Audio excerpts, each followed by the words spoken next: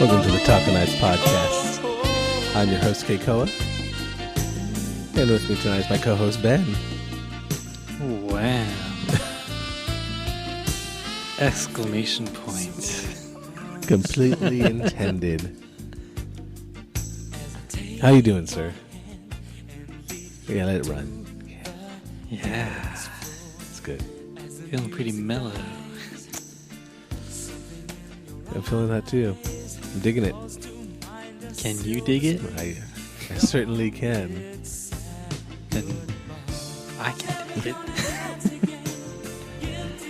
Chacho. How have you been, sir? It's been what, 2 weeks now? A little 2 weeks. We had to miss a week. Yeah, missed a week. Because of sickness on my part. In sickness. Recovering health. Yes, both of us. Me on the second half. He was getting better and I was getting sick. It was my turn. But yeah, been pretty busy. No backsies. Been pretty busy. Busy? Busy? No, just busy. Busy. Okay. Just the regular busy. Yeah. Not the crazy busy. No. Hey, let's keep it calm here, okay? Keep it serious. Keep it mellow. Keep it real. With the rain. Yes. I'm feeling this. Not wham. Wham. They definitely earned that exclamation point. But let's go into our roundtable question. Roundtable question. Let's go right into it. Let's hit it right now. Okay. Easy question. Tacos or chimichangas? Tacos or chimichangas? The debate rages. Tacos or chimichangas? Tacos or chimichangas?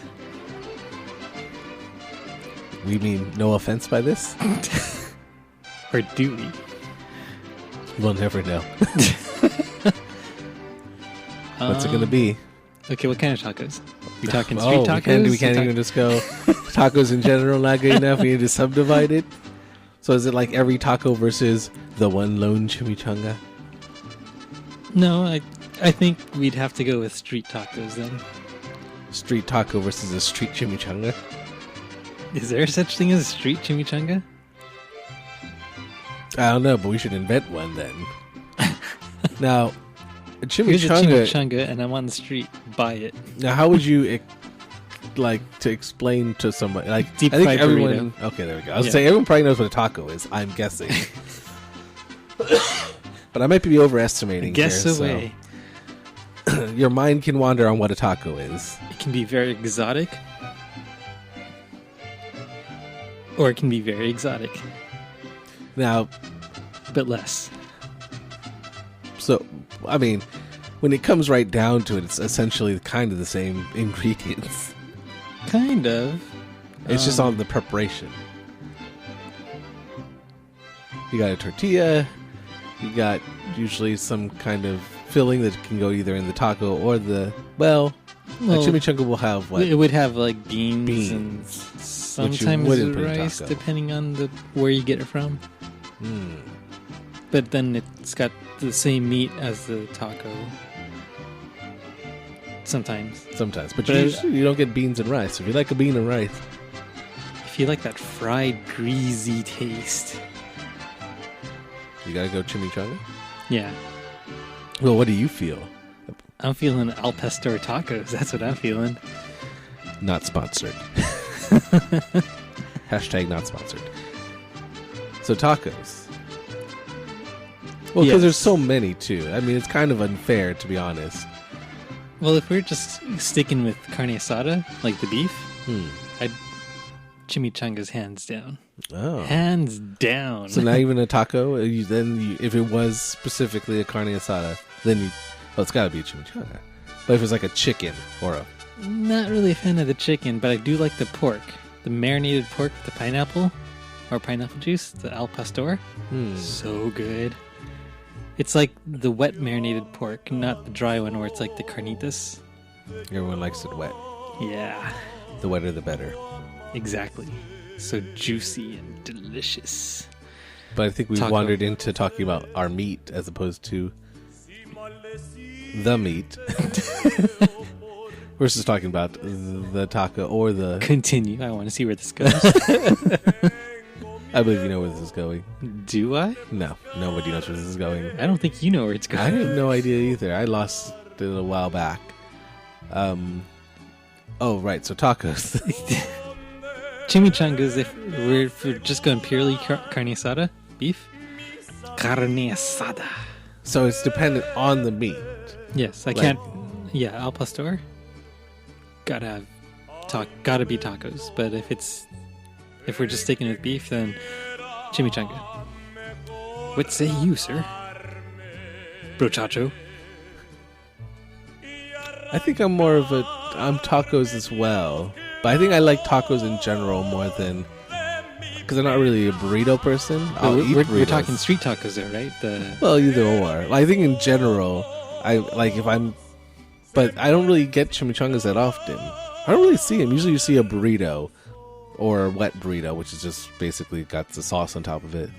But you don't often see chimichangas at like a Roach Coach or something like that. Which is funny, because you have Mexican pretty often. Right. And I never get burritos, though. Because you got that restaurant, right around the corner. I loves me some burnt tortilla. Please sponsor this show so I can get some free stuff. It's my favorite. It's right down the street from me. You walk in, here's my card. We talk about you all the time. We talk about you all the time. Taco. Man, that'd be awesome. I do love that place. I didn't think I ever had a really favorite food. Everyone's like, oh, what's your favorite food? I never really had an answer, but I guess it would be Mexican food. But I think it's tacos because I never order a burrito when I go there. In hindsight, yeah, I would have to agree with you. I would say your favorite is Mexican food. And that, I guess that just happened. I guess I developed favorites because for the longest time I didn't have favorites of anything. I started getting favorites of things now. I remember answers for stuff. Hostess cherry fruit pie. And I'm going to quote you on this. Mana of the gods. I swear they've changed it though. When I used to eat it back in the day, it was good. Maybe I was just younger. Maybe I'm just older. Maybe I'm going to start shouting at clouds or something. No, they changed the formula. They made it healthier. I knew there was something wrong with it. It's not. It doesn't have the same taste. What do you think about it when you tried it again more recently? I didn't have that crack cocaine feeling where I needed another hit of it. I ate it and I'm like, oh, okay. That's what made me think, am I doing this wrong? Because I remember back when they had, because now they're in boxes too. They used to be just in the paper sheet, the wax paper envelope, packaging. You go down to the gas station usually is where I'd usually get them, or the liquor store or something, and they'd have the fruit pies there, and they were so unhealthy. I'm pretty sure it was somehow 110% sugar, and then whatever the affiliate or the pie crusty part was, which was also probably made of sugar as well. But yeah, that was my favorite. And yeah, recently you got me one, and I was looking forward to it. I started eating. I'm like, have I changed? Is something wrong with me? Because I was like, it's okay, but I didn't know that they had changed it up behind my back.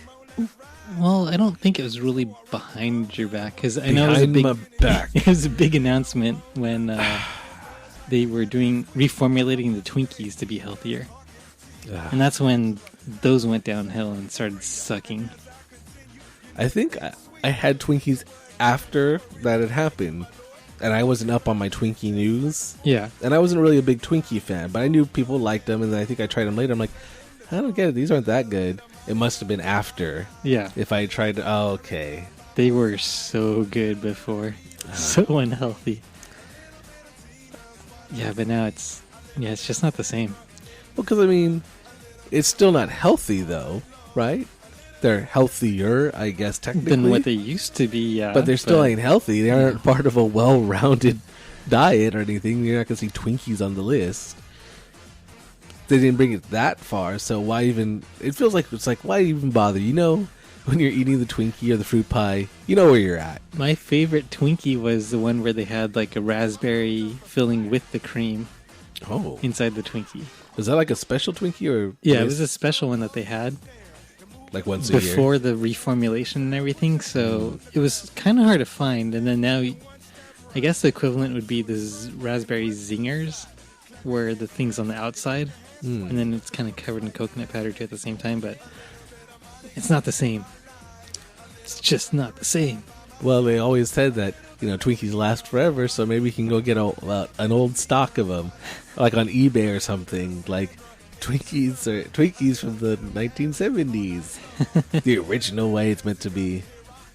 Although I'm pretty sure that's not true, actually, and they do actually spoil. Yeah. There's only one way to find out, and that's to buy them and eat them. Or eat what's left of them. This isn't Zombieland. It's about survival. I didn't know they changed the formula, though. Now I'm all depressed. Yeah.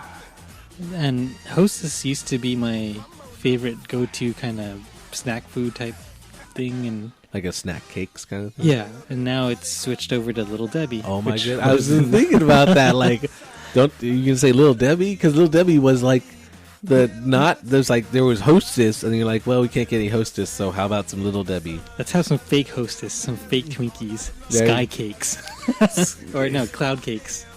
There you go.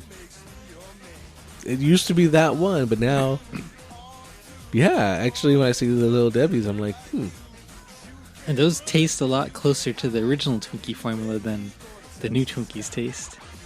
They taste way better. There you go. So, yeah, I usually get a box of those, and definitely the brownies. The brownies are awesome. The Taco Knights does support Little Debbie. Little Debbie brownies. Yes. And wrap a smile. Is that their thing? I sure hope so. Otherwise, they are not going to sponsor us. Hashtag not sponsored still. I think that's a cheese one. Okay. The Baby Bell cheese. But it seems weird that I guess they made them healthier to boost their image, right? Because they were like, oh, it's so unhealthy. But they changed it, but it's not. It's still unhealthy, in theory. You can eat it and feel less guilty about it. But if you're looking for that, then don't eat a Twinkie. Yeah. And the thing is, it's like I feel guilty about it not because I'm eating a Twinkie. I feel guilty about it because it's not as good as I remember it. It's like a double-sided. I wasted my calories. It used to. I wasted my allotment of calories that I allowed myself. I didn't get that rush that I get from eating it. That guilty, dirty rush. I'm not eating 1,000 calories in one cherry pie. And washing it down with a Coke. I was going to say, is that a day's worth or is that like a week's worth of... Like, I can have this... Half a day. I can eat this pie and that is all. I can eat nothing else. Well, this is back in the day when McDonald's combos were regularly like one meal was pretty much your daily allotment of calories or more than that. So you would have like your drink, your supersized fries, your Big Mac with extra secret sauce. And did they change that? Yeah, that's the burgers definitely got smaller. Well, but I mean... Well, that's across all the fast food places. But Big Mac specifically, I recently, not even recently, like in the past couple years, every time I go and try a Big Mac, because I don't really get them anymore, but every once in a while I'll be like, I liked Big Macs growing up. Why don't I eat them anymore? And I'll get one. I'm like, oh, this is not good. Because the bread's dry, the patty's kind of weird and stuff, and the cheese is like ultra fake now. But I used to like it. So has that changed too then? Yes. All the good things are gone. Just like the quarter pounder here. right now, it's not the same quarter pounder as, what was it, not even like last year around this time. Really? Because they have the new quarter pounder formula thing where I think they're trying to plus up their burgers and make it more classy to compete with like Five Guys and In-N-Out and habits of the area. I guess, but McDonald's is McDonald's. No need to change it. You know what you're getting into when you get there. It's fast. It's quick. Well, they're trying to cover McDonald's. all the areas, so that's why they have the premium roast coffees and the smoothies and stuff to compete with Starbucks. And then the McDonald's has a little seating lounge area without tables, or it's just like couches and like little low tables or coffee tables. And that's to kind of give that Starbucks kind of vibe to it. Yeah, I was going to say, it seems like for coffee, unless this is just how we're being programmed, it's something you could sit around a table and just, sit around and work on stuff at your table. McDonald's doesn't, or they're trying to go that way with McDonald's, you're saying? By like having, here you can get your coffee here and just hang out here. Although I guess they'd want you to hang out and buy more stuff, not just hang out. Because people at Starbucks just kind of just maybe buy a drink. Yeah, they buy a drink. And that's their day. And then, well, I think they buy something after like 2 or 3 hours just to keep up appearances. Unless you've reached that level where you just like, I'm just here just to use the Wi-Fi and the power. There's a Wendy's local to here where people bring in full computers. Like Desktop. Yeah, desktops with a 24-inch screen. Plop it right on the table and just plug into an outlet that's right there and start gaming. Wow. There's no shame in that one. No. It's like really not even a laptop. Nah. I wonder if I'd Something reach a little that bit once. more discreet. Nope. No, I gotta think that if you're hauling your desktop, obviously it's probably not the highest end desktop either then. Yeah, it's not in like those little bare bones, or not bare bones, like those super compact shuttle cases. The ones where it's basically your computer fits into a tiny cube, like 1 foot by 1 foot cube. It's not that. No, this is a full-on tower. This is like your CompuServe or your Pac-Bell PC, like, because I mean, obviously, if you're going to the Wendy's to get power and internet, you're obviously either really frugal and you're a millionaire because you save all this money, or you can't afford to buy the high-end gaming PCs. So, or you just need to rethink your priorities. oh my goodness, that seems because America. That's why. Oh, there we go. No, I guess you gotta do what you gotta do. So yeah, tacos. I like tacos. But the reason why we've talked about this is because someone finally saw a certain movie. Took them a while, but It was only a week later. it was like 2 weeks later. Nah, It was like 3.5, 5 to 12 weeks later. It hasn't even been. It might have been maybe that long. No. I guess we'll never know. No. Okay. No. And that movie that Benjamin, that's not his name, Ben finally saw was... Ooh. How you doing, baby? Deadpool. No, All right. not you. Deadpool. You. The bullet. Me? Yeah. Yeah. Yes. What's your name? Deadpool. That sounds sexy. Here I go. Here I go. It's funny Here I because go again. we're like watching, this part's playing in the movie, and me and Carrie are singing along because this is when we grew up. So they're like, man, we're kind of old, but who cares? This is fun. We grew up with this. Deadpool likes it. It's good enough for him. It's Good. good enough for us. Damn straight. Yeah. Shoot, shoot, shoot. Oh, no, never mind. Sorry, getting off track. But you finally saw Deadpool. No, you can totally karaoke. Huh? It's a microphone. That's a karaoke microphone. I don't want to go down that path. Sure, I want to see you go down that path. No one wants to hear that Fans want path. to hear you go down that That path is not a path that they want to hear me go down. Bro, Chacha. Come on. Bro. Cha-cha. This was your time too. No, it's not. It's before my time. Before my time. This is right in that dead zone of Deadpool. Yeah. So what'd you think of it? I couldn't talk about it earlier because I had seen it when it first came out. I liked it. It was a good movie. I wouldn't say it was the greatest movie, or like the ultimate Marvel movie or anything. I think part of that is like all the hype kind of really got to me. I tried not to let it get to me, so I went in with really high expectations, and it's like, okay, I thoroughly enjoyed the movie and it was good. And then at the end, I was like, is that it? I thought there was gonna be more killing and swearing and jokes and nudity and profanity and I said that already. Yep. But you know what I mean. No, it's actually, I kind of did have to sleep on it a little bit to kind of really appreciate the movie in hindsight, and just how well the story was told. That kind of Zach Morris Saved by the Bell narration, breaking that fourth wall.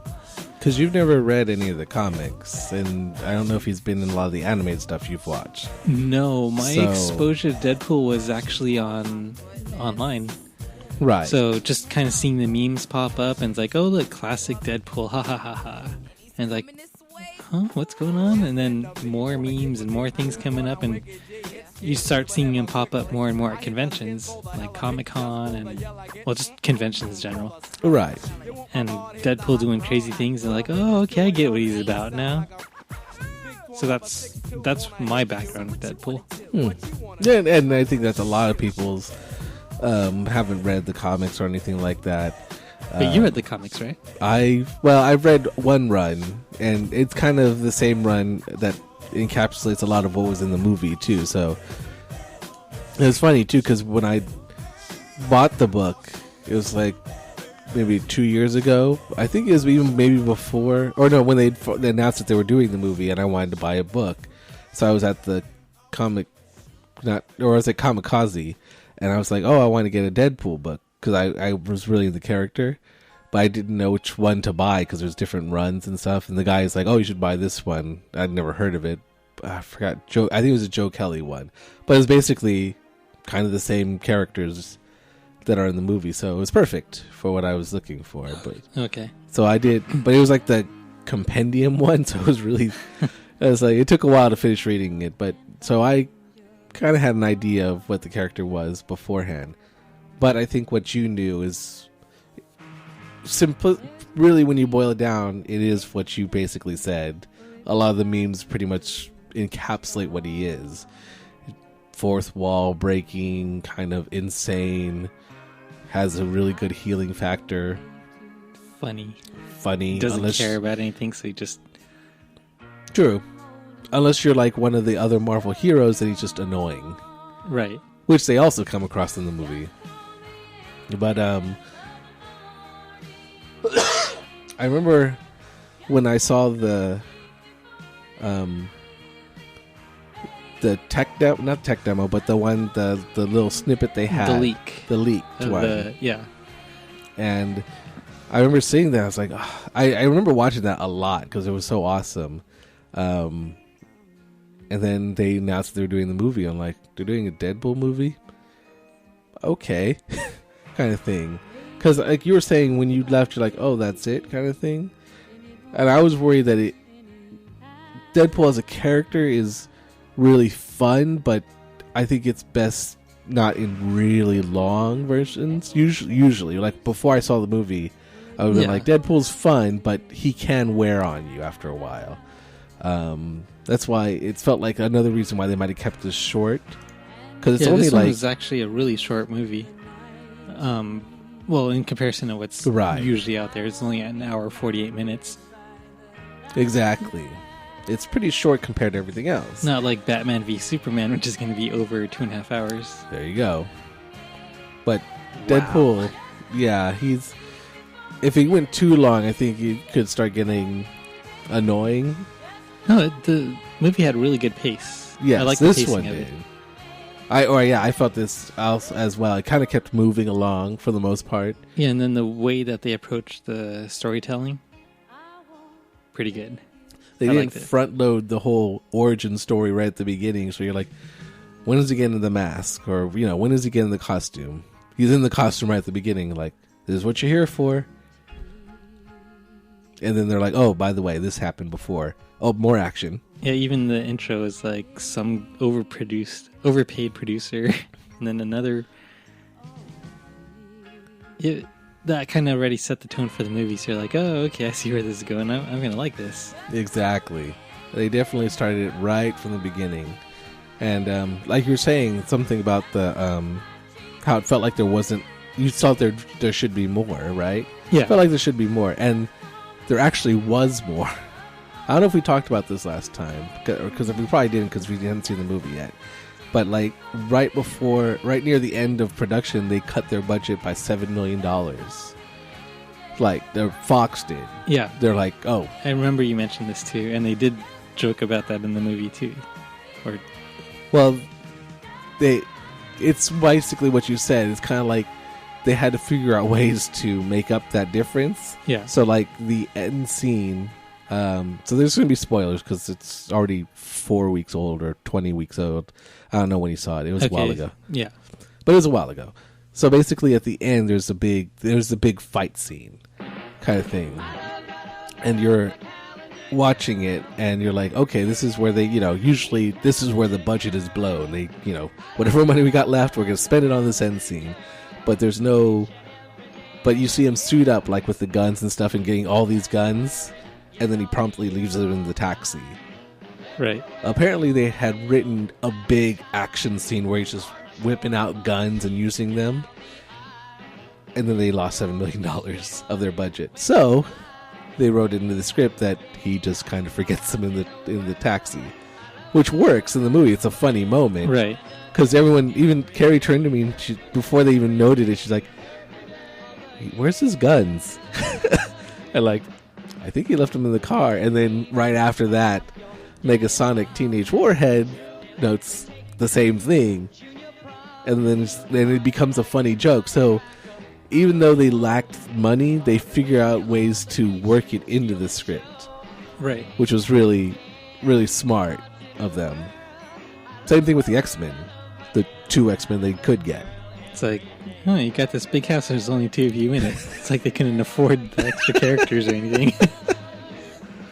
It's like, and yeah, like I heard a story where Ryan Reynolds is talking about it. It's like they fought to try to get characters from like X-Men characters. Because like, can we have this one? It's like, no, too expensive. Can we have this guy? No, too expensive. Basically, for any of the named X-Men. I forgot how he said they got Colossus, but that was the big get, basically. And the Colossus in this movie looks amazing. Which is surprising. Yeah, way better than the Colossus I've seen in the other X-Men movies. It's like, why didn't they make him like this? It's doable. And they didn't even have that much money. You Yeah. guys got like millions upon millions of dollars, and that's the one we got. 'Cause he's great in this movie. Yeah. I don't really care about him. Now I cared about him. They made me care about Colossus. He's just that Russian guy, but he was so great as the straight man, as the foil for Deadpool. And I wouldn't have thought of that. So that was another one where they just like, they figured out a way to use the character like, well, this is what we got. Beautiful. It's funny, the same thing for Negasonic, actually. I think they were going down the list of characters. They're just like, fine. And they were like trying to look for somebody they could use. And like, how about Negasonic Teenage Warhead? And they're like, who? They're like, okay, fine. And so that's how they kind of got her. That's what I think Ryan Reynolds was saying in an interview. She's kind of like a B or C or D list character in X-Men. Yeah. That no one's ever heard of, but she was perfect for that part that they had her playing. Right. And it's stuff like that where the writer's kind of like, well, what do we got to work with? Okay, not a problem. They did have a really good team of writers, though. I'll give him that.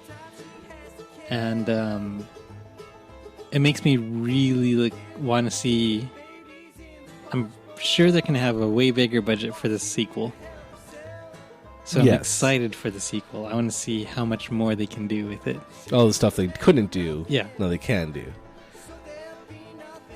Some people were like worried. They're like, well, they can't have too much money, otherwise, it won't be as good. Because it was good because they had to do it under this kind of this ceiling. They were forced to make it this way. And then I'm thinking about you're not really giving them enough credit if you think, oh, the only reason they came up with funny stuff is because they didn't have money.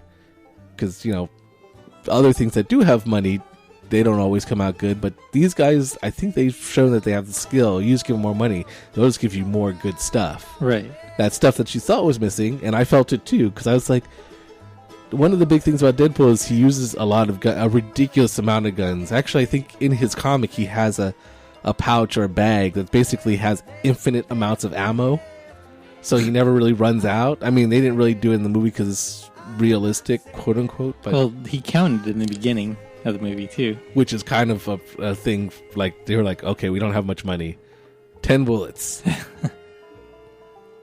integrated right into it. Hilarious. Yeah. And it was at the beginning of the movie. Another tone set by the writers. Right. And then the other surprising thing was actually the love story behind it, and that really got you that really hit you in the feels. It's true, and it felt like it was. It's the like, advertisements it were really a joke. It really is a Valentine's movie love story thing. It is, with pegging. Yeah. Yeah. Lots of it. Not going to explain that, but yeah. But yeah, it was. Earlier you were playing the Calendar Girl one. It was in the movie as well, and it was a montage part, but it tied into the whole romance part. Yeah.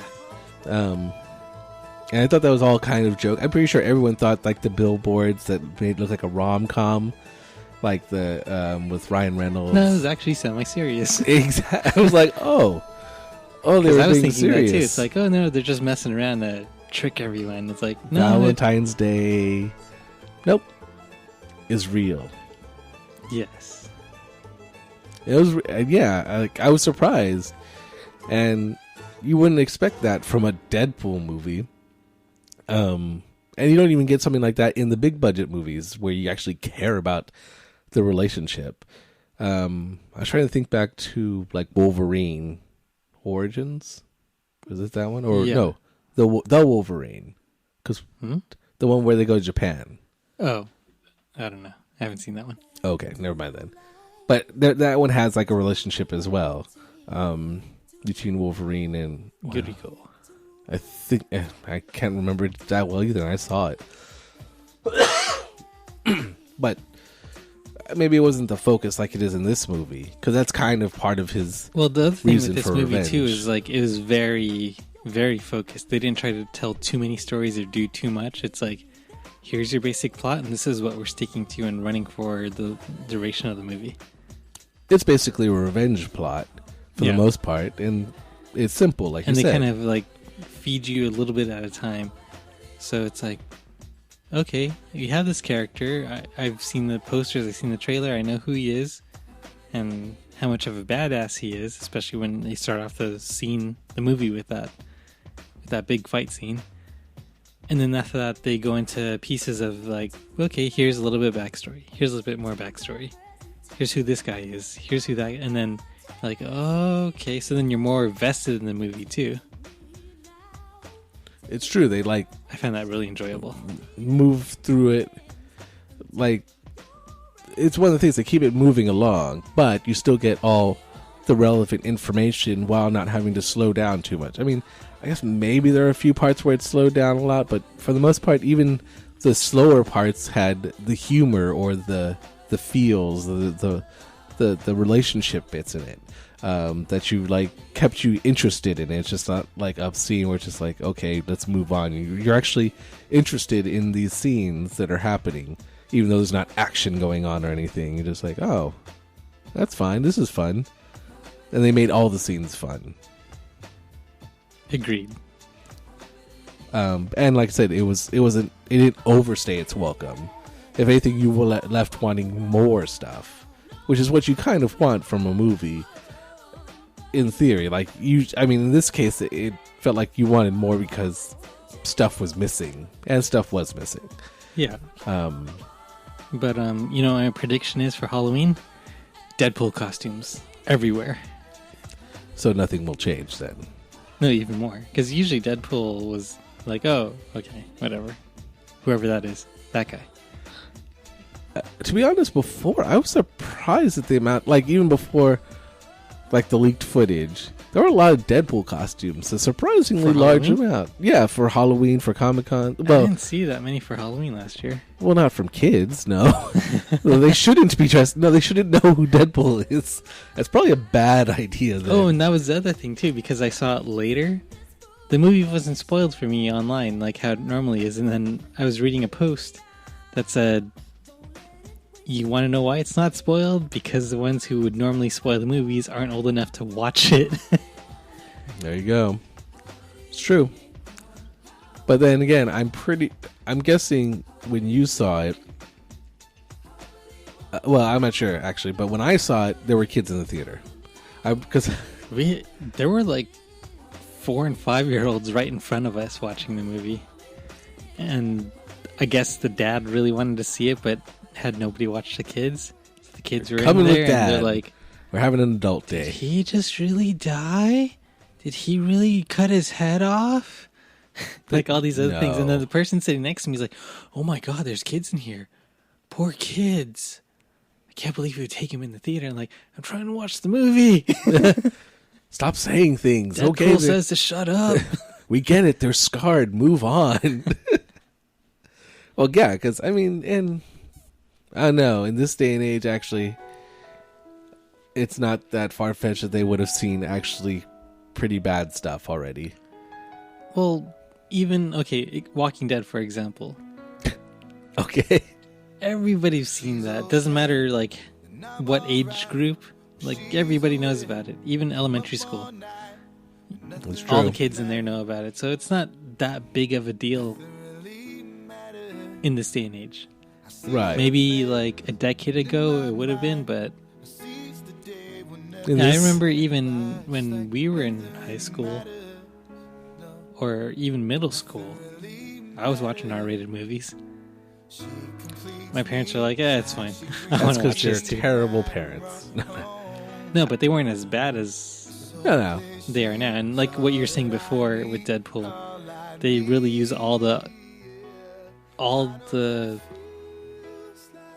every opportunity they get to fill that R-rated movie. So there's violence, profanity, nudity, everything that's okay, we got an R rating, let's use it as much as we can up until we get to that NC-17 border. And even then, actually, to be honest, it didn't feel like that either. It wasn't they didn't go crazy over the top with the violence. It wasn't like Evil Dead amounts of gore, where there's just blood just all over people. But they used it as humor too. Right, but exactly, they didn't use the gore just look at that, that's violent, isn't it? It's just every guy on the freeway sign. Oh, well, all the basically the deaths on all the deaths were all something interesting. They were just look at that guy, he's so dead. I killed him so much. It's just it's funny or it's interesting how he does kill him. Well, in that first scene, he counts each bullet, which is intriguing. He's bang, he's dead, and then bang, bang. He's stupid, stupid, stupid.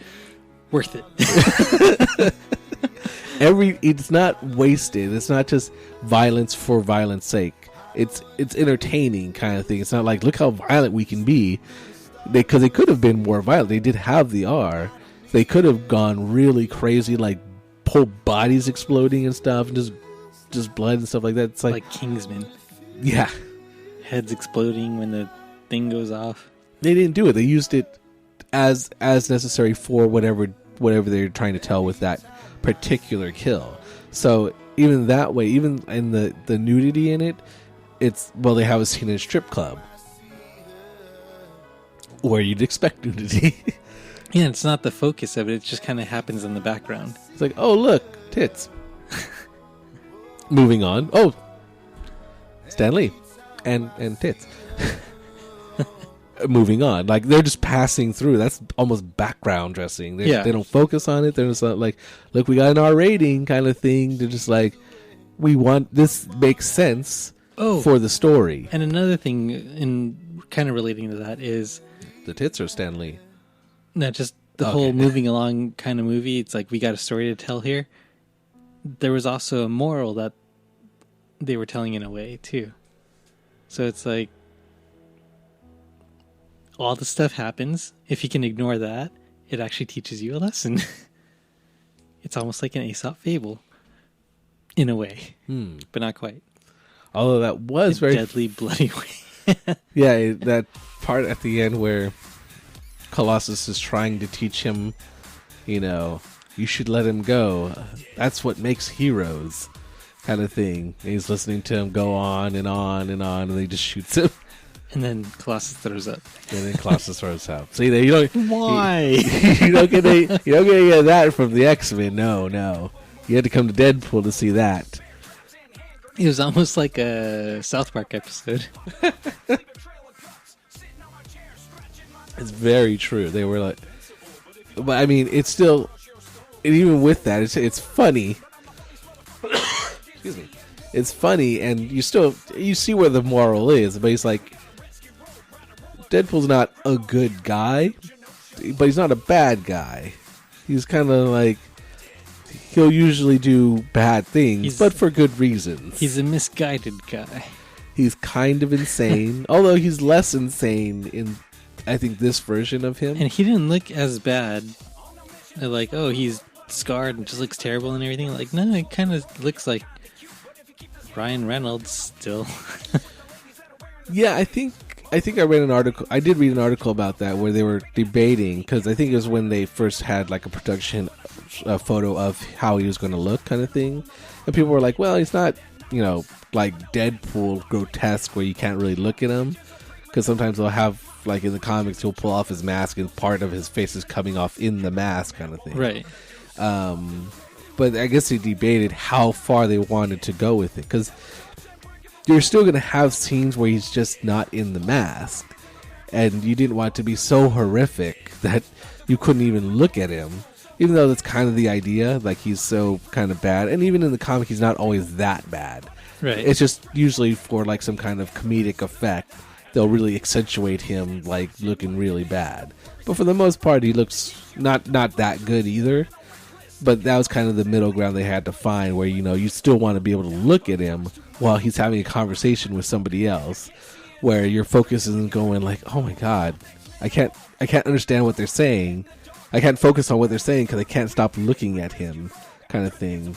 It would take the focus away from the writing, which is so good and so quick and fast that you need to pay attention to it. Otherwise, you're not going to know what people are laughing about. And there's a story behind that too. The writers the current writers for Deadpool, and they're also going to be the writers for Deadpool 2. They actually weren't their first choice. Like, they got the pitch, or made their pitch to Ryan Reynolds and crew, and they were passed on. And then once that happened, it was like, okay, well, I guess you tried. Then something happened later on where their agent came back and said, go back again, submit it again. And the second time they made their case and pleaded a little bit more. And then like, okay, fine, I'll give you a shot. And it worked out really well. For all of us. Yes. We all win. That's what we like. But I'd heard that. Yeah, it did not go so well. They were not the first choice out of the gate, anyway. Right.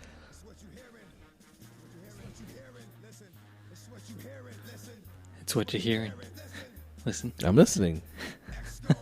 Okay, X is going to give it to me. I get it.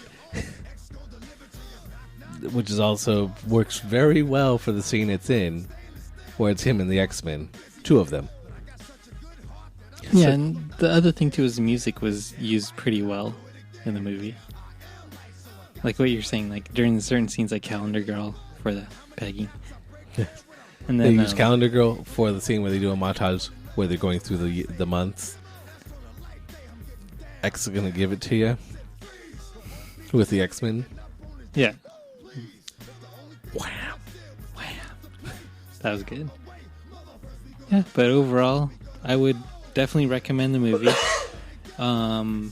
Definitely buy the DVD Blu-ray because when I was watching it, there were so many nods to things and just Easter eggs already built into it. Like he had that little action figure of Deadpool from X-Men Origins. Yeah.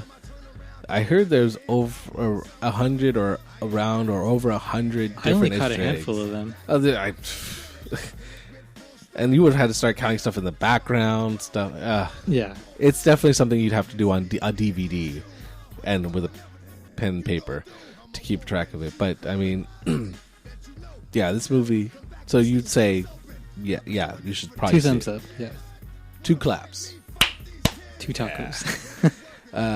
But yeah, I mean, I don't know even who hasn't seen it because this thing has been #1 for the past 3 or 4 weeks. Yeah. Going into this weekend. So, because it opened up on the 12th, basically Valentine's Day weekend in February, it's been #1 since then. And it was probably dropped this weekend because there's other movies coming out. Right. But everyone thought it was going to drop last weekend when, was it Gods of Egypt or something? Came out. Because it was supposed to be the big blockbuster one. Right. But then it failed miserably and Deadpool was #1 again. So I'm sure them at Deadpool are like, thanks for making a movie no one wanted to watch, and they watched ours again instead. Because, yeah, it was #1 Yay last me. weekend. Yay us.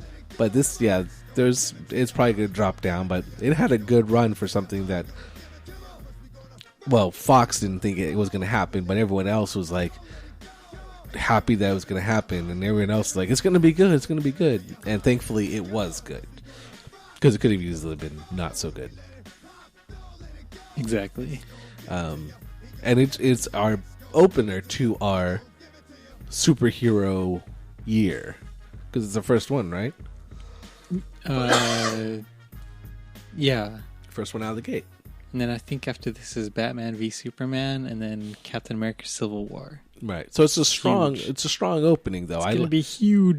It's a fun, strong opening. Although, like you said, Batman v Superman is next, and whereas this has been fun, it's time to grim up. And I mean, hopefully, it's got. It's gonna be weird them following up this one because if it had bombed, then like.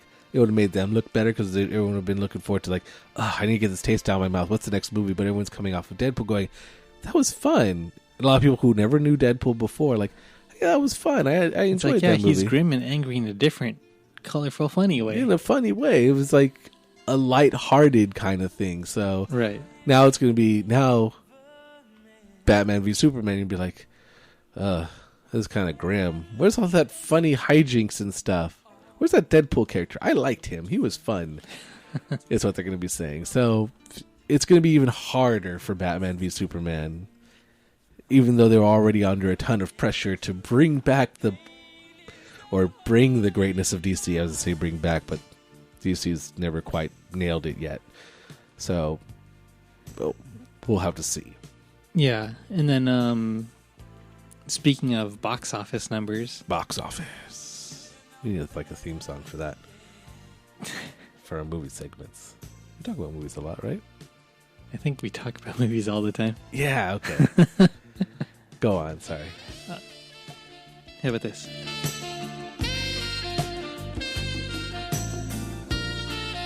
Wow. Welcome back to KRIN. The Rain. Okay, so Zootopia opened this weekend. Oh, yes. Disney expected it to do about 60 million. They're pretty... Under about it? No, they were actually... Or was that high? I can't tell. That was a little bit on the high end. Oh. Like they're saying, yeah, we're expecting this is going to be a good movie. Everyone's going to like it. It's going to go past 60 million easily. Yeah. Easily past 60 million.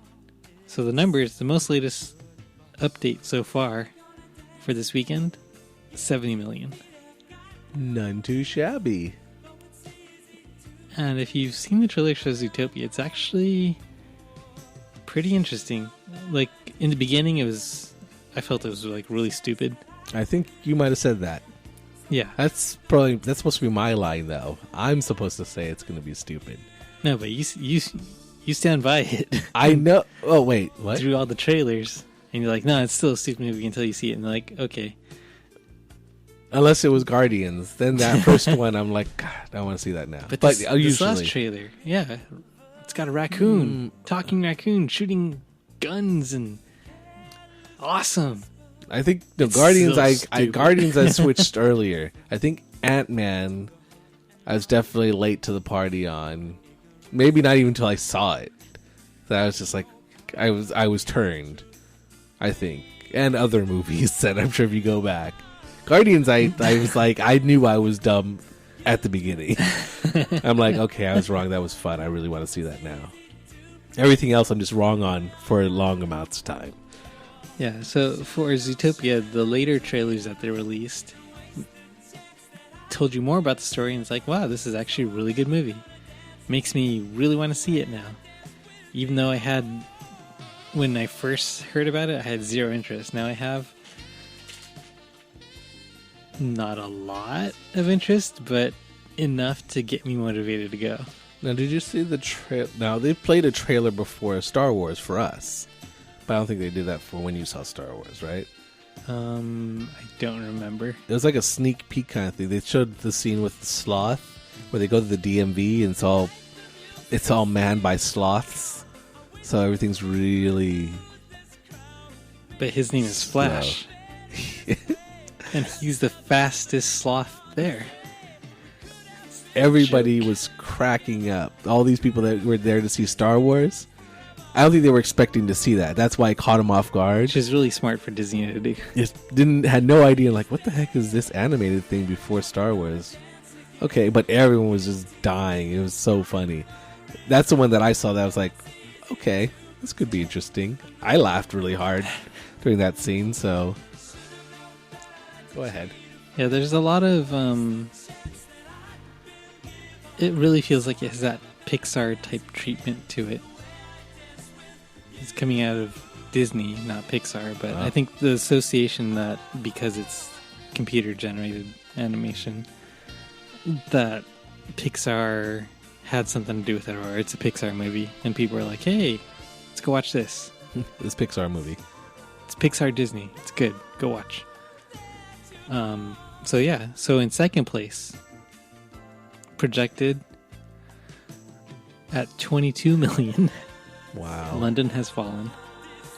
Deadpool is projected to be in third place with 16.8 million. Not bad for fourth week. Yeah. Well, going back to the Zootopia one, actually, I'd heard some stuff about that one.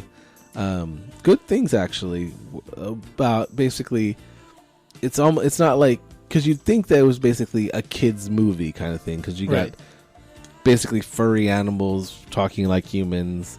It has all the things of where, like, oh, this is a kid's movie. But from the reviews I heard, actually, it's actually got deeper things in it, like for adults and stuff. A lot more adult themes in it. I mean, it's still for kids and stuff as well, but adults got a lot to get a lot out of it, actually, from what I've heard in the reviews. I couldn't pick it up from any of the trailers I saw, but that's what I've been hearing of people that had seen it, that there's more to it than you think from just watching the trailers and stuff. Right. So I want to go see it. Did you watch the trailer last time? The latest one? I don't think so. I don't think we ran that trailer when we were doing the movie 2016 extravaganza. A gleaming city. Okay, well, here you go.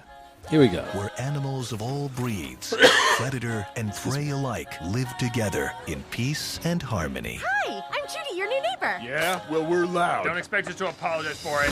ZPD's first rabbit officer, Judy Hopps. You ready to make the world a better place?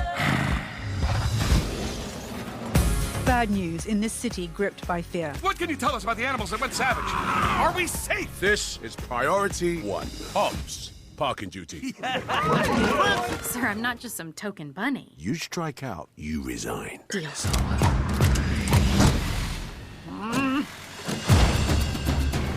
Hello? I'm here to ask you some questions about a case. Then they should have gotten a real cop to solve it. You are under arrest. For what? Hurting your free wings? You are a key witness. No, he is. Hey! I need you to run a plate. All right, I know a guy. You need something done, he's on it. They're all slots?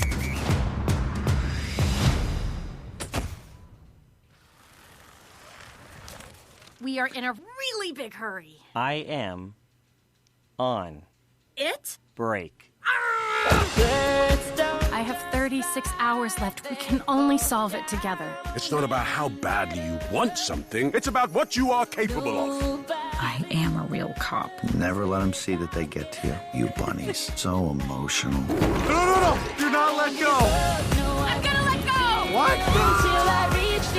We may be evolved, but deep down, we are still animals. Quit it! You're gonna start a howl! No! You are naked. For sure, we're a naturalist club. All the way down. Life's a little bit messy. We all make mistakes. No matter what type of animal you are, change starts with you. We gotta go. Whose car is it? The most feared crime boss, Mr. Big. Is that Mr. Big? Stop talking. Awesome. Daddy!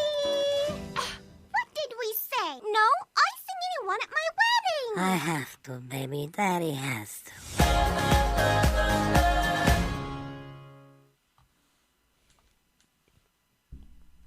Very family friendly. Lots of adult stuff kind of thrown in between the lines. Well, I mean, even then, it kind of like under the surface is basically like, you know, about kind of what's the word I'm looking for? Like kind of, it was not oppression, but basically like you could swap out like gender politics and stuff like that, because I mean it's kind of like she's the bunny, but in theory she's basically like the woman in this version. Like it's a man's thing, you can't really do this kind of thing is what they're talking about there. It's on the surface like, oh, the bunny can't, you know, they're making fun of the bunny, but on the bigger surface it's kind of talking about deeper things, issues that are kind of real that, you know, kids may not pick up on, or they will maybe, but like adults are like, yeah, that's kind of like in real life where, you know, you can't do that because, you know, you're not one of us, you're not big enough, or you're not a man, so you can't do this as a man's kind of thing and stuff like that. There's like, that's more subtle in it that, you know, adults will pick up on, and then, you know, it's still pretty funny and everything. I want to see it more after seeing that trailer. Right. I hadn't seen it obviously, but I thought it was good. And I can see why it's so popular kind of thing and worth seeing. So, yeah, I'll probably go see it. I think I'm seeing something else this weekend, but if I have a chance, I'm going to try to go see that. You got me. I'll watch it. But Sold. I'm not Sold. saying bad things about it either.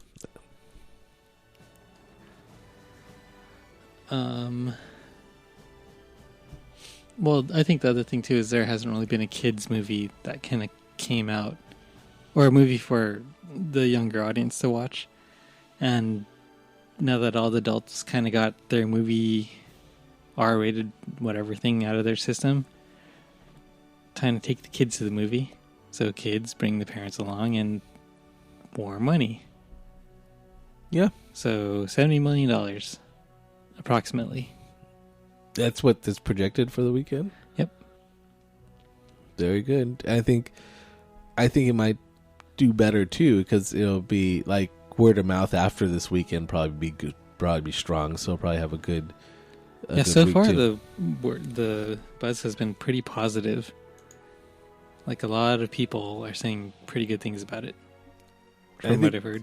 I wasn't expecting much. I think when we first heard about they're doing this movie called Zootopia, it's got animals that are like people.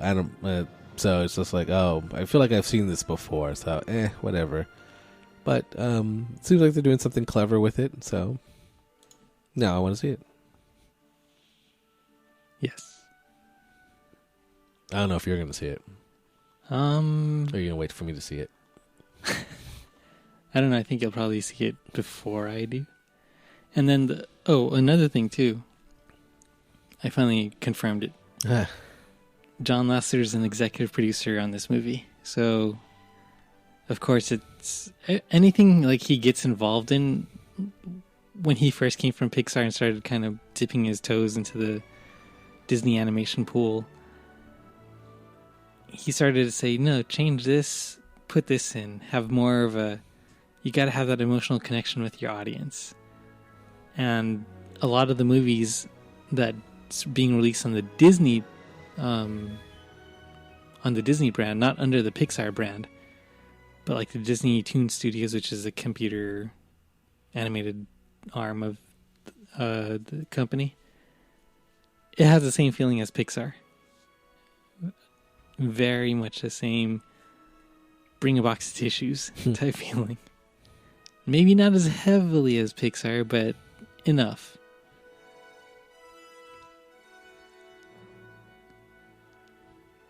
It does feel like, like you said, John Lasseter's hand is back there like, oh, you should probably do this and kind of thing. But, I mean, they found what works and they're running with it. Right. Well, yeah, looking forward to that one. Now. Have you seen The Good Dinosaur? That just came out on DVD this week. This past Tuesday. I still did not get to see that one. But not for people were saying good things about that too, and they're like, yeah, it's a tearjerker in the beginning. Yeah, I'd heard that too. And I do kind of want to watch it, so maybe I'll pick up, if I see the DVD, I might pick it up just to watch it finally.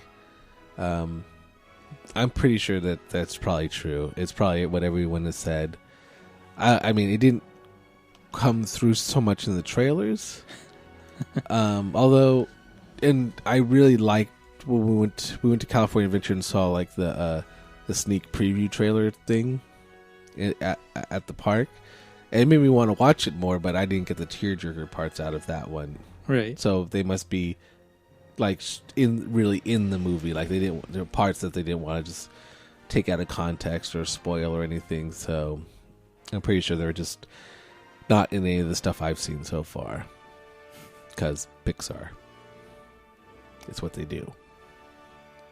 So those are some of the good movies coming soon. Are out. Or out. But coming soon. Or later. Not so good movies, maybe? I don't know. What did you hear about it? What are we talking about?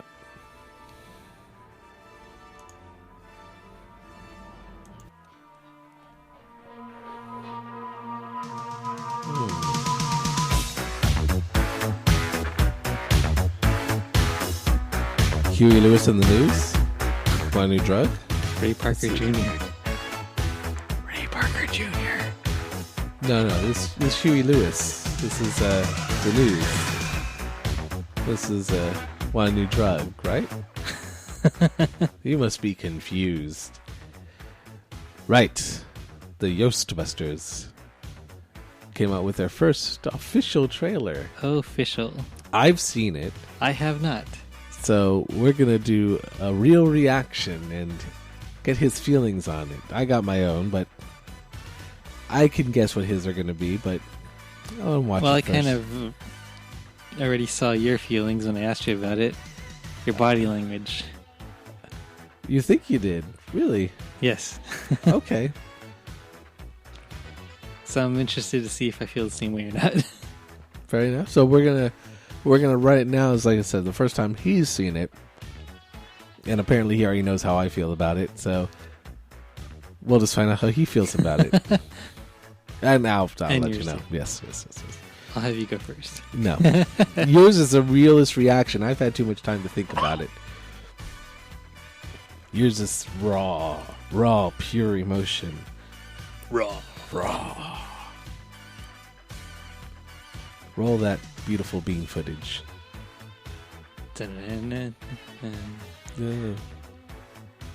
Ghostbusters. Okay. There's no words. It's the instrumental version. Oh. All right. Watch along with us. 30 years ago.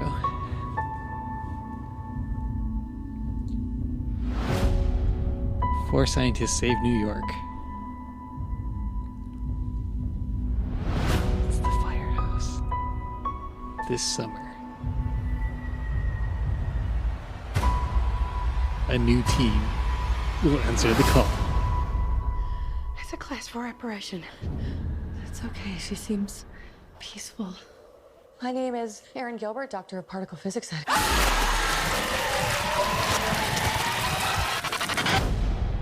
That stuff went everywhere, by the way, in every crack. Very hard to wash off. We have dedicated our whole lives to studying the paranormal. Now there's sightings all over the city. There are people out there that need our help.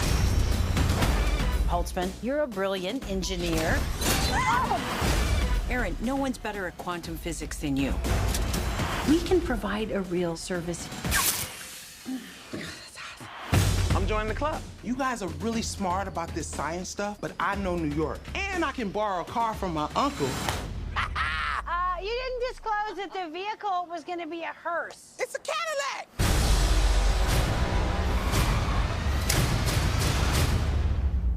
Let's go. Let's go. Oh. Did you want to? Sorry, I'll let you. Next time. Okay. Someone is creating a device that amplifies paranormal activity. And we might be the only ones who can stop it. Holtzman, come on. The hat is too much, right? Is it the wig or the hat?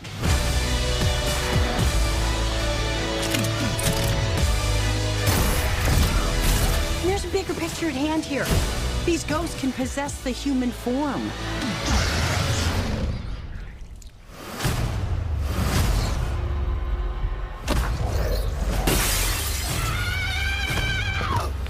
Oh, hell no, the devil is a liar!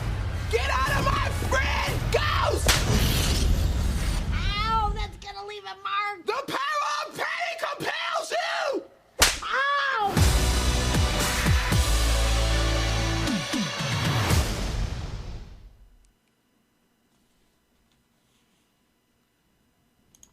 Thoughts? Oh, no, you go ahead. You just saw it. I did just see You're it. very... There you go. That's what you got there. Yeah. That's your trailer. That's what you got. Okay, there's definitely a lot more eye candy in there. Like, the effects look cool and everything. And has its funny moments, and some of the jokes are like... cringeworthy. I don't know, I'm still... Okay, initial reaction...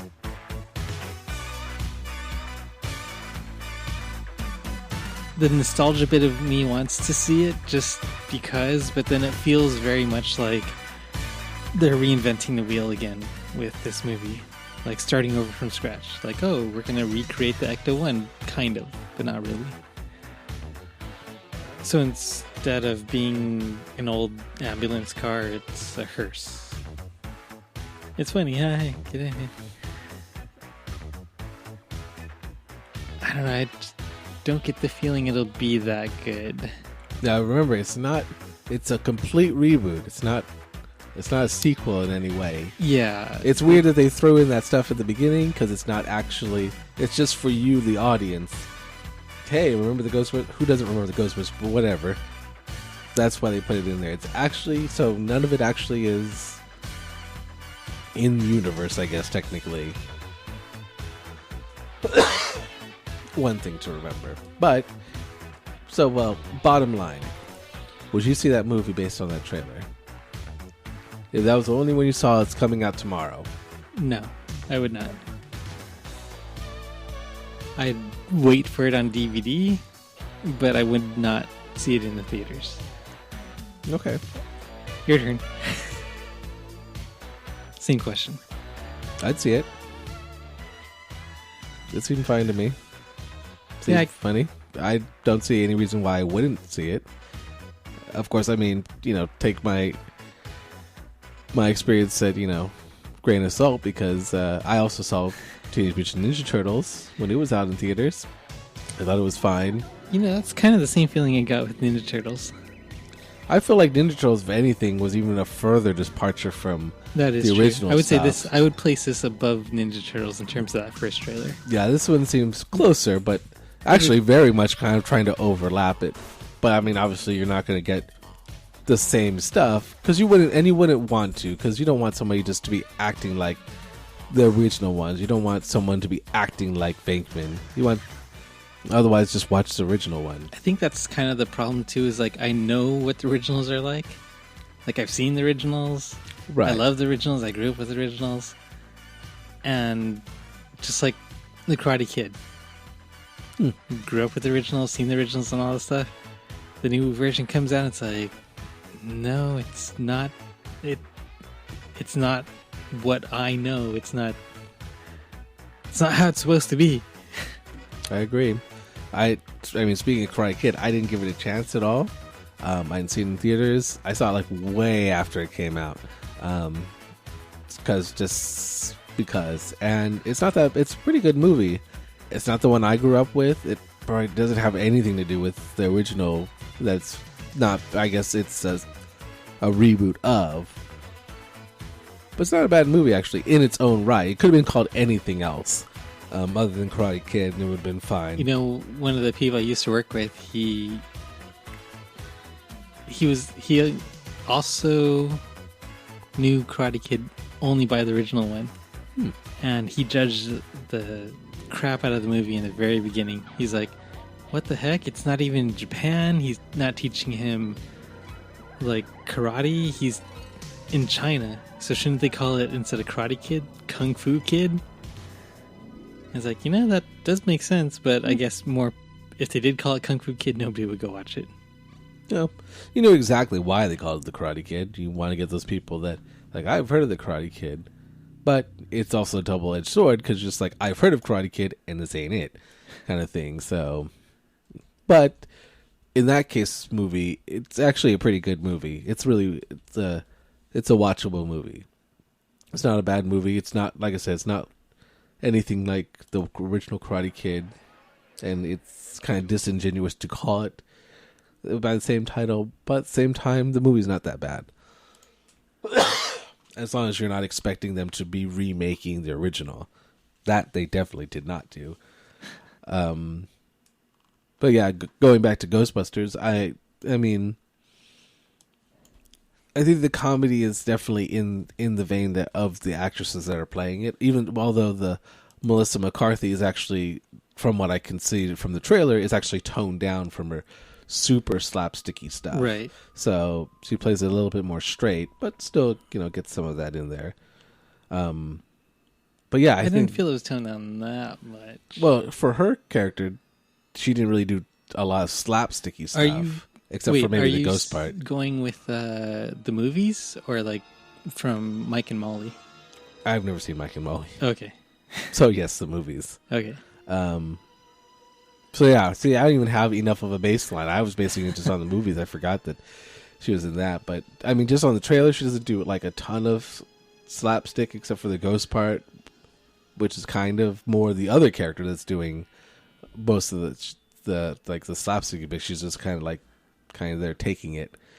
But I thought I'd watch it. It's looked like fun. I mean, I really like Ghostbusters, but I could always just put in Ghostbusters whenever I need to watch it again. And if that movie's awful, if the reboot's awful, like if it's really, really bad, Ghostbusters is still Ghostbusters.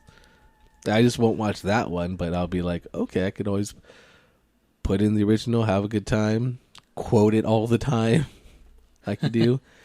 But I mean, I remember when they first living together. When they were first talking about this one, and everyone was all up in arms because there was going to be a female cast. No, I didn't have a problem with that. Not you, but the internet in general, like, lost their collective minds for some reason. Over the fact that they were even rebooting it without the originals, which I can understand. You know, you wanted the originals back in there, but just because they were in there wasn't going to make it a good movie either. To be honest, who knows? It could have hurt it if it wasn't that good, because they had a lot to live up to if they did it again. And Ghostbusters 1 is really good, and 2 I like, but it's kind of, some people don't like it, some people like it. So some people might even say Ghostbusters 2 hurt Ghostbusters. At the time, now they're probably thinking, oh no, Ghostbusters 2 is great. This is awful, kind of thing. Is what currently I've been hearing about this trailer. Is like, oh, people hate it. I think it was even trending on Reddit, like how many downvotes it got. So I'm like, really? This is the thing that you can care about? Like, you can't really count on Reddit. It was weird. Like, how's that a thing that's trending? Like, okay, you didn't care for the trailer, but I don't think it's because of the trailer. I think there's a lot of people that just aren't gonna like it. Period. They're set in their ways. I'm not gonna like this. I don't care what they show me. I'm not gonna like it. Well, and you can't turn those people. Yeah, I think that's the other thing too. Is everybody, you can't really judge it based on what other people are saying. Like, oh, and then just kind of bandwagon it the whole time. Really, at this point, you kind of have to see everything for yourself and make your own decision. See how it makes you feel. Yeah. Watch it without anyone else. Like, if you really hate it, you really hate it. That's fine. It's not for everyone. Everyone's not going to like everything, so I can understand. But a lot of people are bandwagon. It's like, oh, everyone else hates it. I hates it too. Then they're like, really? Okay. Why? So, Rotten Tomato users, out of almost 47,000 of them, 97% want to see it. That's its current rating right now. Okay. So it's going to do well. I mean, it looks fun. Yeah. So it does look fun. They didn't go grim or something. Like, we're making a dark version of Ghostbusters. It's going to be dark and ghosty. And then it becomes a Marshmallow Man's movie. Yeah. Like, wait, what? This is my movie. I don't know what happened. What a swerve. I did not see that coming. They actually don't show any Stay Puff. But you do see a Slimer in there. So maybe the Stay Puff they're probably going to have Stay Puff somewhere in there. In part 2. It's probably going to show up somewhere. Because, I mean, you could definitely see all the homages or all the connections to the original. And then they're going to have a painting in part 3. Is Vigo. Classic, right? Oh, my goodness. That's where I'm coming from. But then, see, the thing is, like, I'm happy we even got another one, to be honest. Because the video game, I don't know if you played it. If not, you should, because you're definitely the kind Was this the one from Telltale Games? I don't think it was Telltale that did this one. It's not like that kind of adventure like the Back to the Future ones and the ones that did like that. It's an actual action game. Oh, okay. Yeah, this is, I think, before that. But it definitely feels like the third Ghostbusters movie, except you're playing in it now. I remember we talked about this before, too. Probably. And it's like, oh, I got to play that. Get that game and play it. And Well, now's a good time. But that one definitely felt like they had the voices they had the original voices. You play with them. You play as like a silent protagonist who's just kind of hanging around the Ghostbusters, testing out their equipment. You go to you go to the library, you go to the hotel, you fight Stay Puff. I mean, they find a way to do it. So like there's a reason you're going back to these places right. And they give you a good reason to go. And it felt like, okay, this is the third Ghostbusters movie. So it felt like you already got that, and now you're just getting more, which is not a bad thing. And I think actually, what's weird though is I think they want to turn it into a universe. They want to build like the Marvel universe, Marvel Cinematic Universe. They want to build a Ghostbusters cinematic universe. Yeah, hence my joke about part 2, part 3, and so forth. Yes, it's that's where they're headed. Like, we're just gonna cherry pick some of the stuff out of the movie and spread it out. I don't know how that's gonna go, but well, if Rotten Tomatoes is any indication, because usually it's hard to tell with Rotten Tomatoes, but when you have something that's a really high ranking, like in the 90, almost 100, like this one, generally it's going to do really well when it comes out. I mean, I don't see why. Like I'm saying, it's fun. It looks fun. At the very least, it looks like it could be enjoyable to everybody, and it seems pretty safe. Yeah. For you could take the family to see this one. They may not get all the jokes, but I mean, it's like it's got your like humor and stuff and ghosts, but they're not killing anybody. They're I'll tell you what. I'll reserve my final judgment until the second trailer comes out. I think you're working from where my position is, and I've been wrong so many times that I must work from a more positive position. And I legitimately think that I'd be fine watching that one. It looks like it's fun, and I'm okay with a fun movie. You said that about Ninja Turtles. Ninja Turtles wasn't horrible. I felt like there should have been more turtles in it, and less April O'Neil, or the focus shouldn't have been so much on April O'Neil. It should have been more on the turtles. But I was happy with what I got. I could have been happier. The turtles don't have boobs. Yes, that's true. But I think speaking of turtles, I think they corrected some of the issues like that. It seems like it's more turtle-centric. Turtle boobs? Turtle boobs are prominent, but it's like they listen to the fans, and they're like, well, we want, because a lot of the fans came from the 90s TV show, or the cartoon. And it's like, why isn't any of that stuff from the cartoon in the movie? Like Transformers. You can't see me smiling, but I am. I didn't really watch Transformers though, so I knew that it wasn't in line with the cartoons, but I just didn't know how far. We need like more of a Transformers expert. Yeah, I got sucked into the hype with Transformers.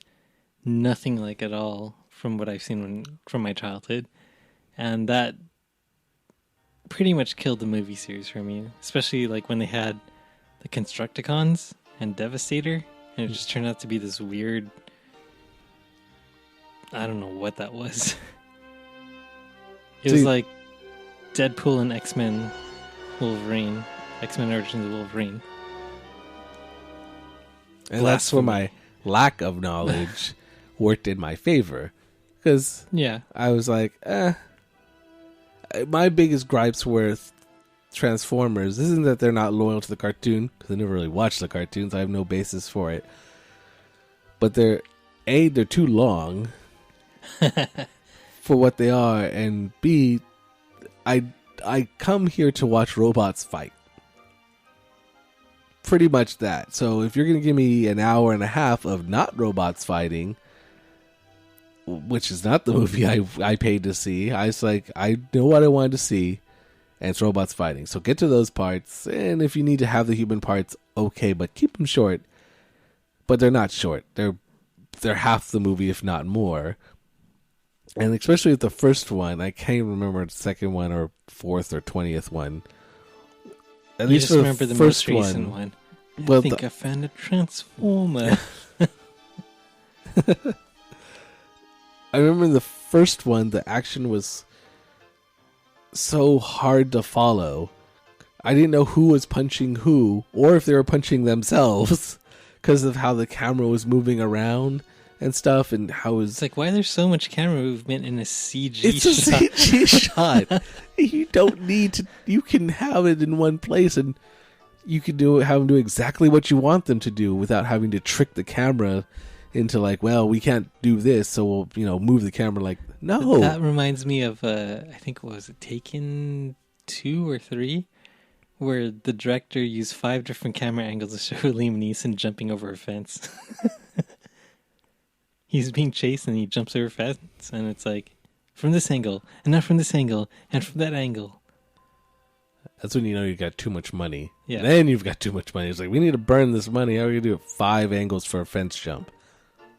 Sounds like a good plan.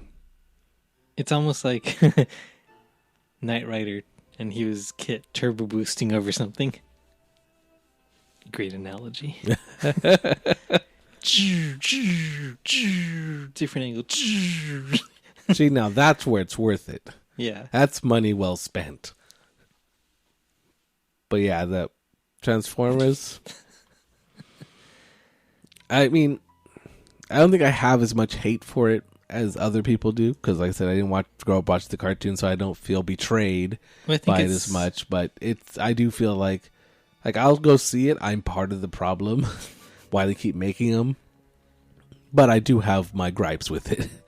I wish it were shorter. My gripe is they're rebooting MacGyver, the TV series. But they're going to make it better. No, they're not. They're going to take everything. They're making it worse. They're taking all that stuff and making it good. Lear. What? Because it's going to be in the present times now. That means it's going to be better. Uh-huh. No. No? It's MacGyver in the modern time, but it's before he knew everything that from the 80s show. And it's him, a younger MacGyver, where he's learning how to be resourceful. But then the thing with MacGyver is, like, he kind of was already naturally resourceful. Well, I don't think he came out of the womb that way. He still had to learn stuff. So it makes sense that he would... During the course of the TV show, he's like, oh yeah, my uncle has taught me this and always taught me that. So since he was young, he always had this eye out for, what other things can you do? Right. And here it's like, they're basically taking you or taking me or something, throwing you into a training program. We're going to call it the MacGyver program. And you're going to become Richard Dean Anderson with a mullet in the 80s. Now, this reboot, it's actually a reboot then. It's not like it's not continuing or anything like that. It's actually a young MacGyver, so it's a reboot as if, or it's not even is it a reboot or is it taking place like as if it were before? Or no, but you said it's present times. So it's in modern times. The same MacGyver, but younger.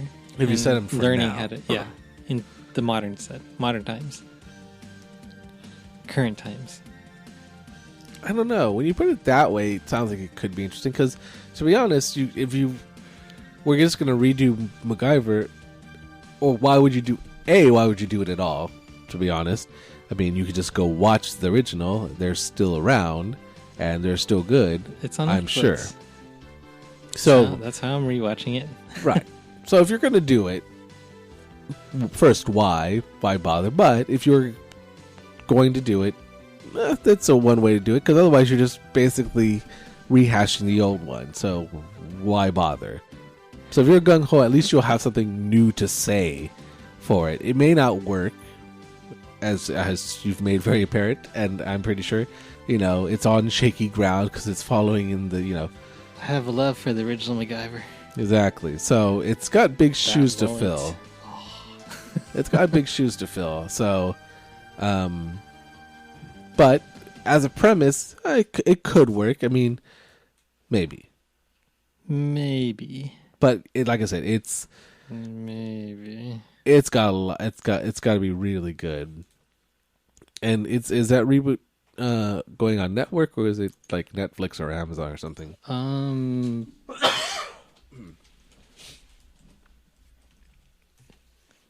Let's see that one.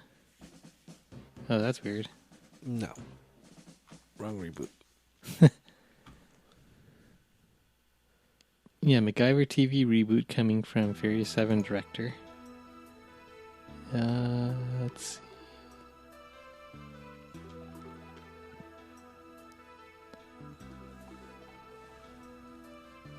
Yeah, it's going to be on CBS. Okay, so it's network. I'm not that big a fan of things coming back to network. Like Knight Rider? But, you know, it's...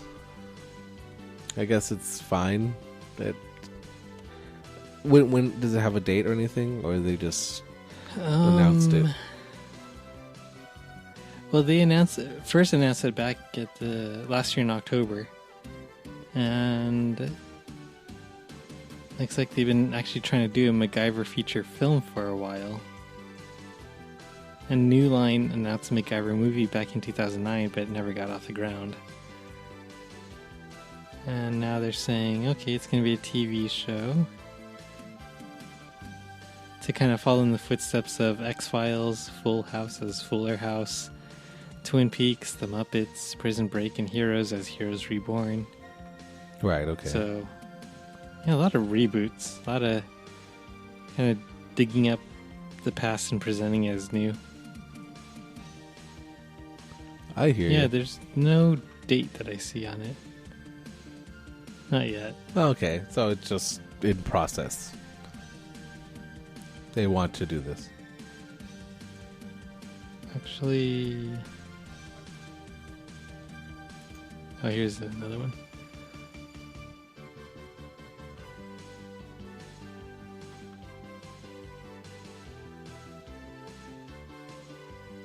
Okay, so they joined with their friends at CBS on a development deal to re-envision the MacGyver franchise in film and television. CBS taking the lead on the TV show and Lionsgate taking the lead on the film. So it's going to be both a movie and a TV show. That's ambitious. Yeah, so he's going to be a 20-something MacGyver as he gets recruited into a clandestine organization where he uses his knack for solving problems in unconventional ways to help prevent disasters from happening. Do they have that in the original? Or is he always just part of the organization? It starts off where he's just automatically in there. So he starts off in the organization. Right. Do they have like a flashback episode where it's like previously? And then, as a season goes on, you kind of learn a little bit more about him, and eventually you find out kind of his whole backstory. So it's already stories that have been told. It's not like there's holes missing, like, oh, I wonder how he got in with this one. I wonder about his background. They talk about it in the show. Right. Okay, so it's already covered. It's a self-narration, too, in the show. Okay. Style of Deadpool, style of Saved by the Bell. Right.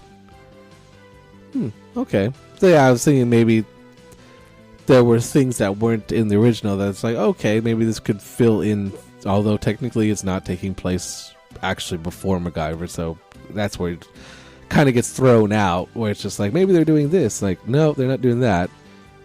They're doing it this way. It's something completely different. Yeah. Okay. I don't know. I don't feel very good about this. I know, because you've been really watching it recently, so you're definitely very close to it. I've seen what they did with Knight Rider. Yes, you said that. Disappointed with that. Okay. Ruining my past.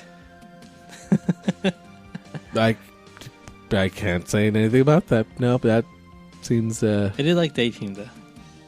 Okay, so one okay, one not so okay. So this will be the next one in the chamber. Although, yeah, speaking of reboots, I did watch a reboot recently. Fullerhouse. Okay, thanks for taking all... Well, okay, yes. Sorry, I had that queued up. Had what? Oh, I had it. Oh. Did I just play it? Yeah, you're playing it. That's weird. Stole my thunder. Sorry. Anyways.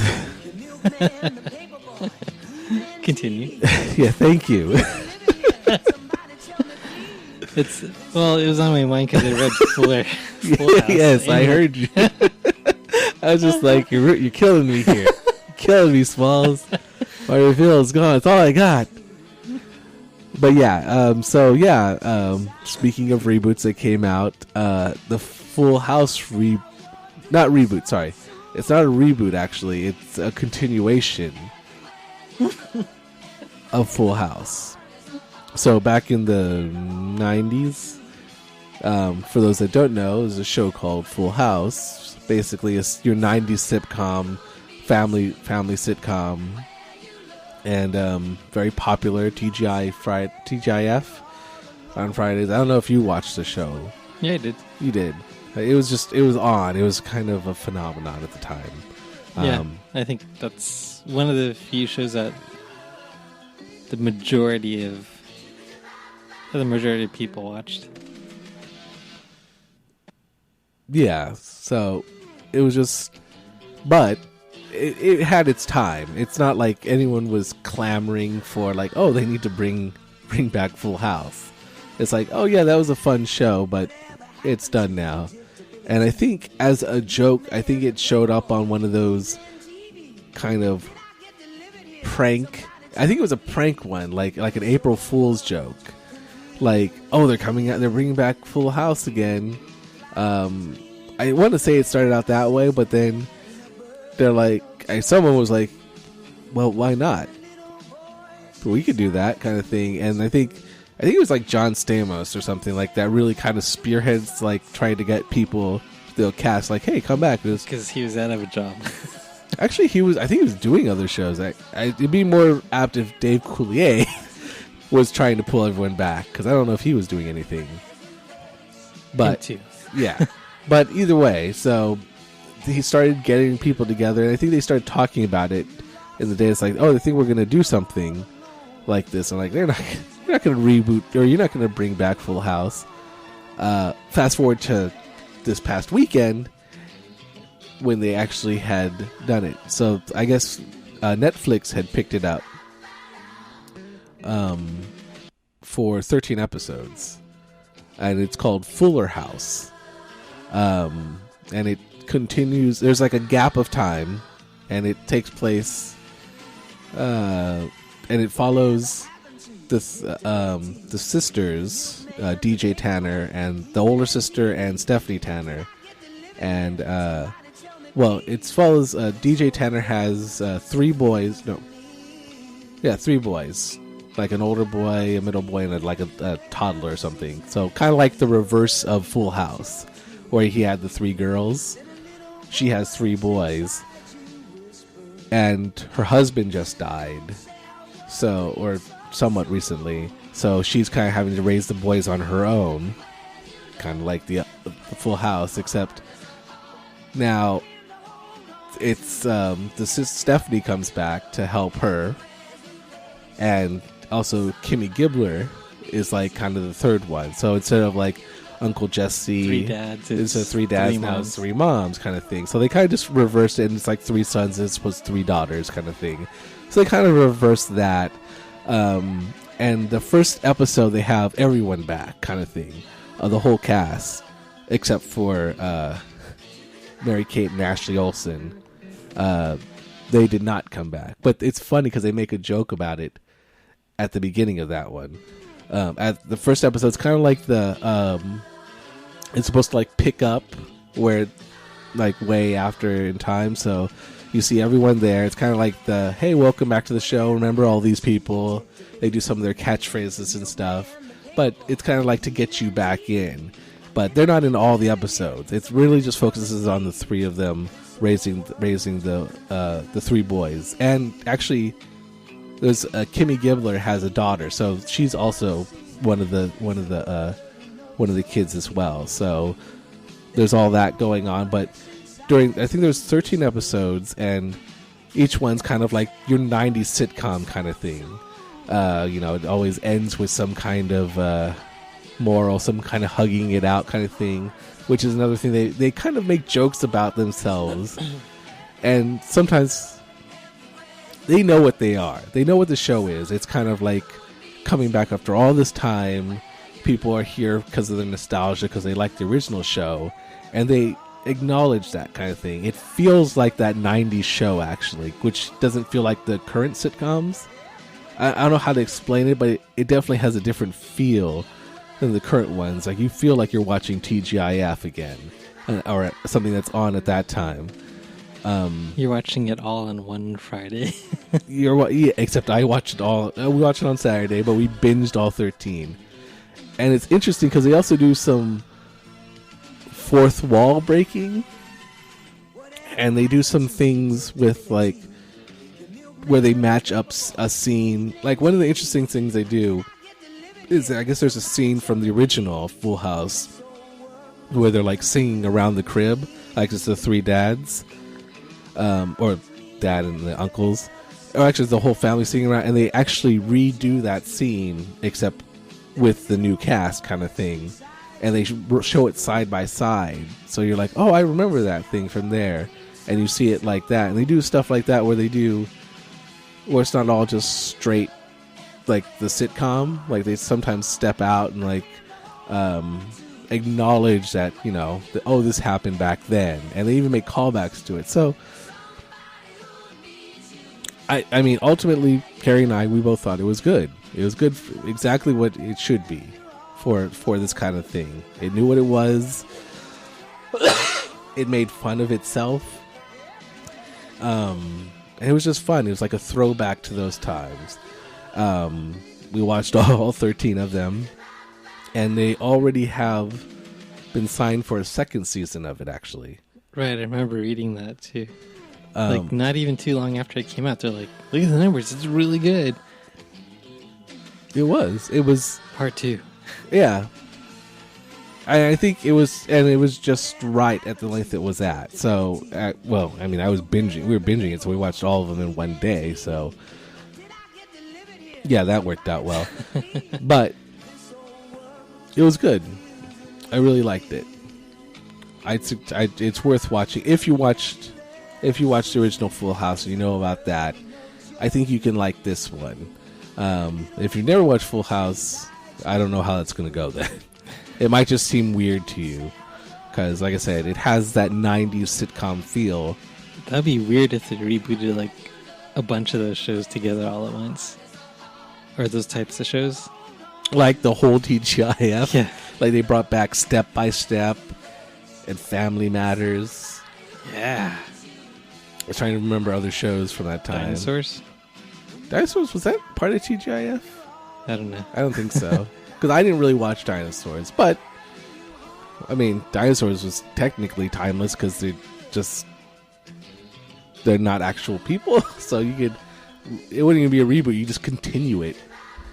But, I don't know. I kind of feel like I would like to see some other reboots. Maybe. This one worked well, but I don't know. Maybe the other ones wouldn't work well. Like a Family Matters. I liked watching that show. Although, well, no, it could work. Yeah. Because, like, in the first episode of this one, they brought everyone back. Like, even the twins, like the younger twins, now they're grown up and in college or just leaving college. They only appear in the first episode. And then all the rest of the family members kind of appear in, like, individual episodes as guest stars for the episode. Okay. So you don't see them in every episode. Just the first one, and then each one of them usually gets, like, there's an episode where Danny Tanner comes and stays for a day, and they have, like, a whole storyline about that. And then Jesse, and then everyone gets their own kind of individual storyline. But then there's episodes where there's no guest stars or anything like that. So, I don't know, I thought it was really good. You know, there was a crossover with Full House and Family Matters? I want to say yes, but maybe that was some kind of weird fever dream. Yeah, so before Full House left the TGIF lineup, he got a cameo from Steve Urkel.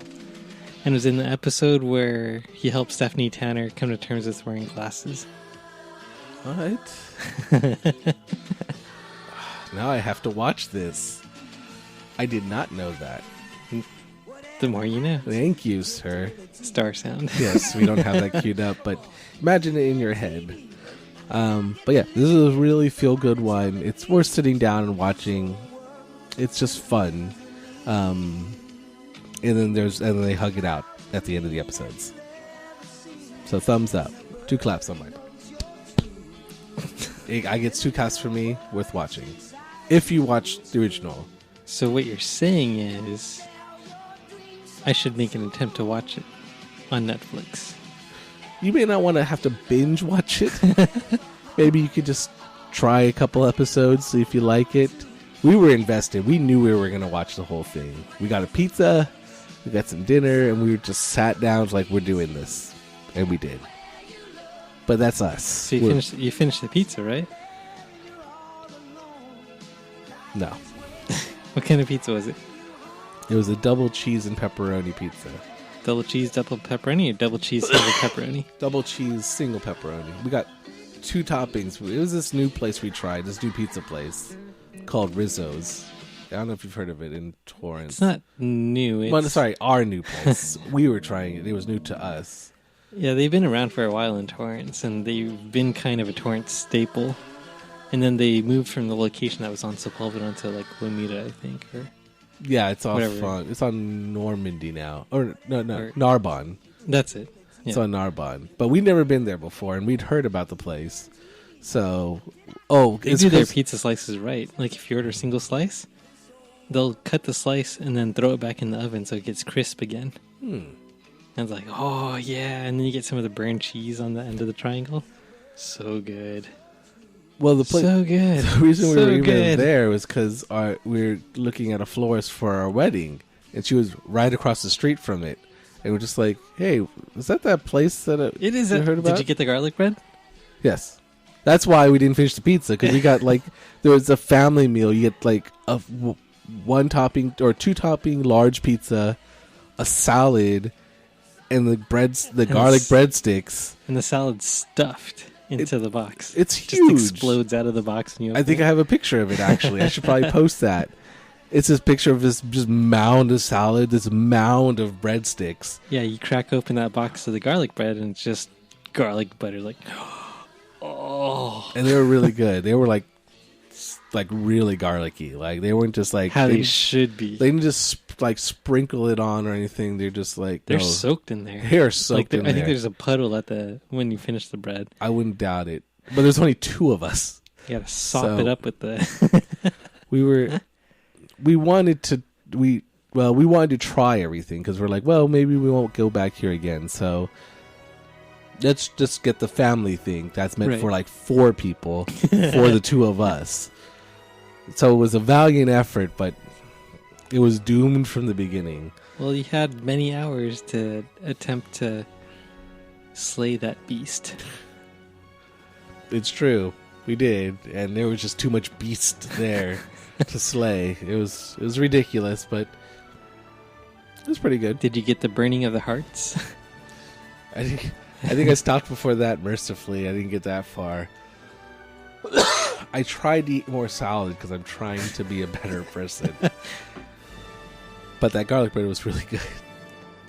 And the pizza was really good too. So it's a little bit out of the way, so I don't know if we'll try because we're lazy again. Well, yeah, it's far from where you're at. From where we're at. It's a little bit further down to get pizza. And by the time we get home, it's cold. It's kind of cold. So it's just like, well, that kind of defeated the purpose. And they ain't going to deliver all the way to where we are, so maybe if we go again, we'll just eat there. And then just tell them to put something on the TV like Full House. Put on Fuller House. It worked last time.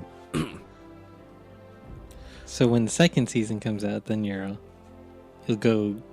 We'll go back. It's Pizza tradition. Time Part 2. Yes. It was... It's tradition now. Every time we binge watch, it's like, we gotta go to Rizzo's, we gotta get some pizza and some breadsticks, maybe a little less. Maybe skip the salad, because we need salad. But it's the healthy part. The healthy part with the cheese and the pepperoni.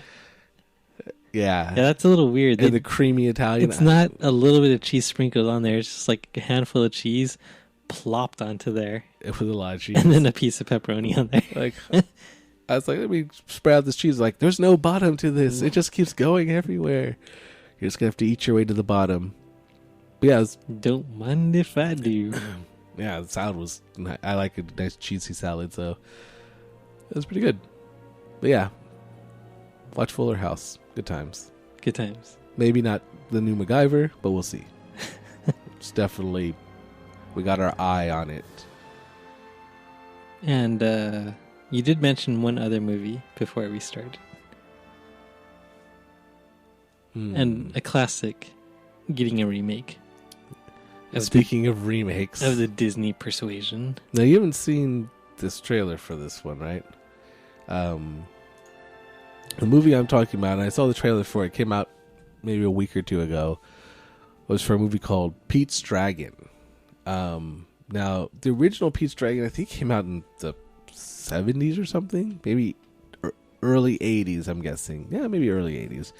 But it's basically about this boy who's kind of a runaway kid who's got an imaginary dragon who's actually real that only he can see, at least at first. But basically no one believes he has a dragon.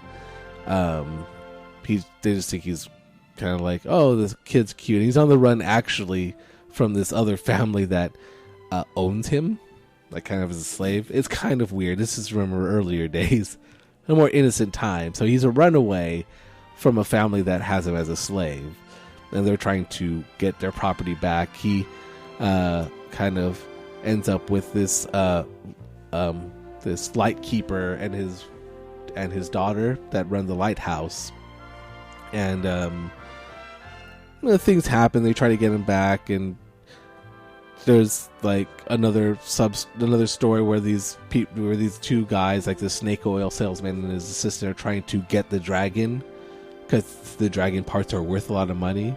I guess in this world, dragons exist or don't. But anyways, it's a really fun, almost guilty pleasure, because it's really silly. It's got really fun songs. But when you look at what actually happens, it's kind of creepy weird, too. In a way, yes. Yeah. When you get right down to it. When I watched it as a kid, it was just a fun movie with fun songs in it. Well, as a kid, the thing you really pull from that movie is big animated dragon, your best friend. Yeah. That happens to be one of the floats in the Main Street Electrical Parade. So, good point. And Pete is riding the dragon in the Which parade. I'm pretty sure a lot of people that aren't adults don't really know that. Like, oh, it's a dragon and there's something on top of him. They don't know that's Pete's dragon. They're just Pete. like, oh, it's a dragon. It's like, no, it's Pete's dragon, and he blows smoke out his nostrils and stuff.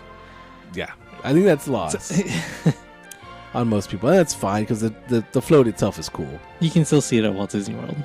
It's really cool, and it's based on that, and it's a fun movie, and got, like I said, fun songs, but it's silly. It's technically darker when you really get down to it, but that's really when you really think about it.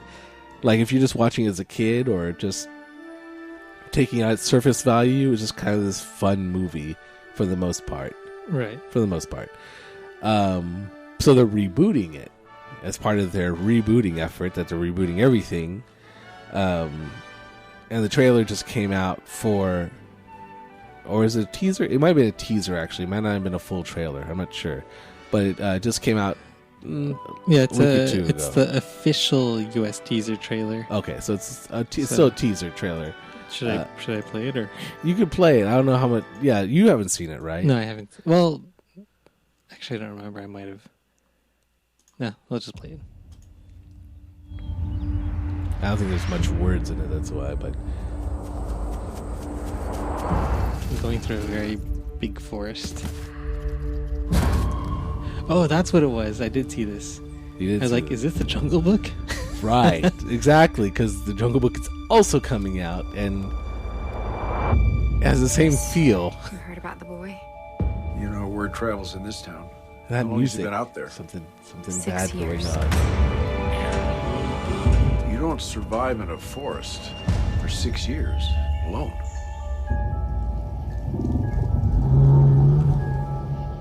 He says he wasn't alone.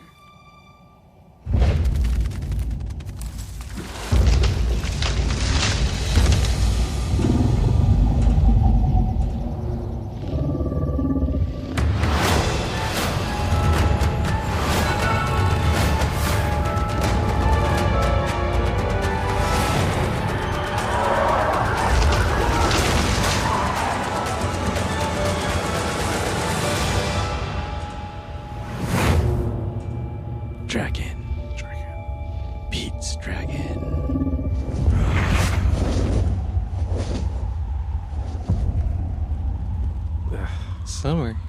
This year. It looks... And it's only a teaser. There's a reason. August 12th. It's like, what? Why? Why? All the fun and whimsy is gone. It's just this dark, like... It feels, to me, I saw the first thing that I really got it confused with Jungle Book. Which is understandable. Because it's a little kid running shirtless, and he's kind of got the thing loosely tied around his waist, and he's like, wait, long hair too, and kind of dirt all over him? Yes. Running through... At first I thought it was a jungle, but it's a forest. Yeah, I completely understand. I think I just watched the Jungle Book, and then I watched that one. I'm like, I didn't make the connection as fast as you did. I'm like, when you brought it up, I'm like, yeah, it does look the same.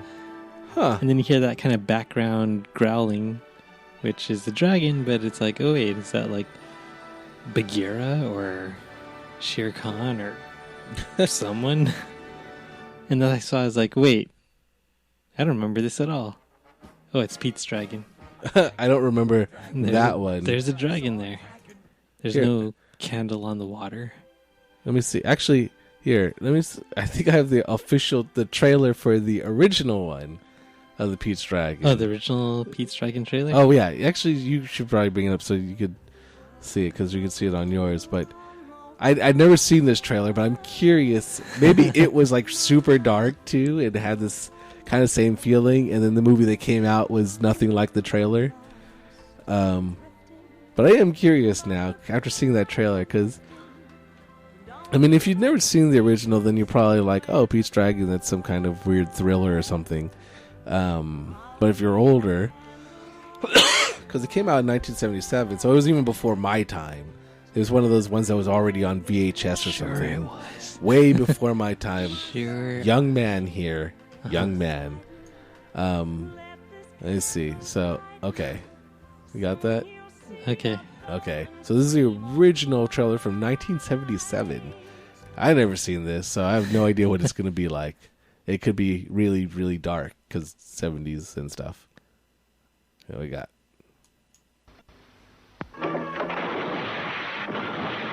It's coming. It's coming. Meet Elliot, the incredible super magical dragon. Dragon! Sometimes he's invisible. I'm sorry, but the whole thing has to go. Sometimes he's not. Come on, Elliot. You can do it. Thrills galore. That ship's headed for the reef. Unparalleled drama. No, don't shoot Elliot! Yes! Elliot, I could give you a great big kiss. Walt Disney Productions, Pete's Dragon.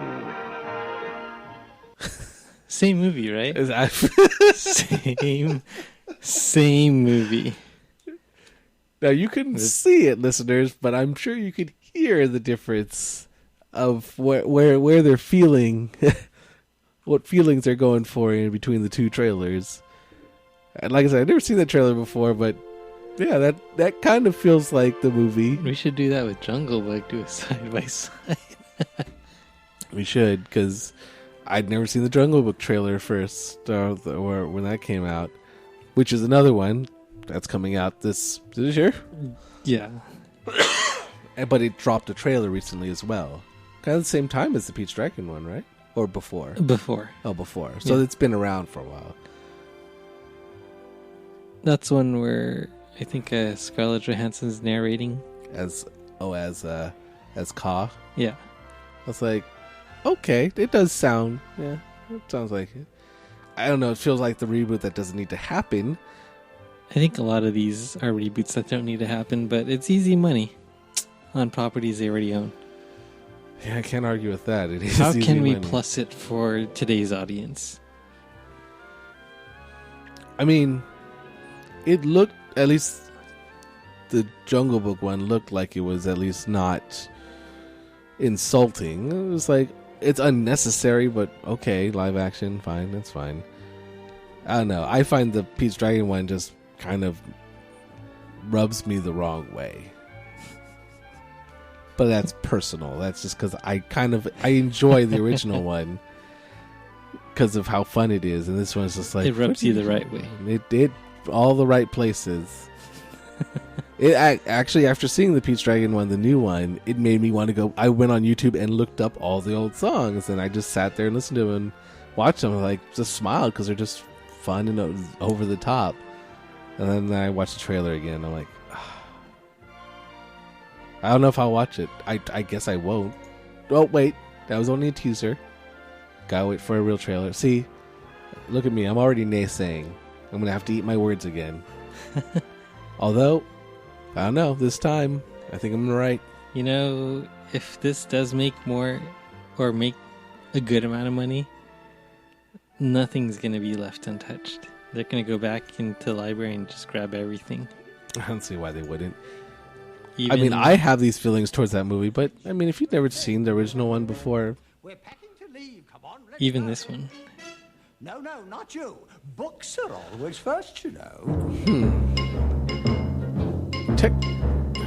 Huckety buckety wockety whack, abracadabra dabra knack. Shrink in size, very small. We've got to save enough room for all. Figgity spiggity spiggity small. Prestidigitatorium. this is essentially Sword and the Stone. King Arthur movie story, which they've done back and forth a billion times. But not it this hasn't version. got the Disney treatment. Well, even if they redid this version, it wouldn't be this version. Exactly. Although that would be interesting to see if they just shot for shot just redid it live action. And then you ask aloud, I wonder what that would look like if there were only a movie. That might be interesting, actually. A shot-for-shot remake of Sword in the Stone with all, like that scene where he's just dancing around, singing the incantation. Higgitus figgitus. That'd be cool. But then I feel like they'd want to try to make it edgier or darker or something. Well, actually, if they do this right, this could kind of be like have hints of Harry Potter in it. That would be a direction to go in. It makes sense. Right.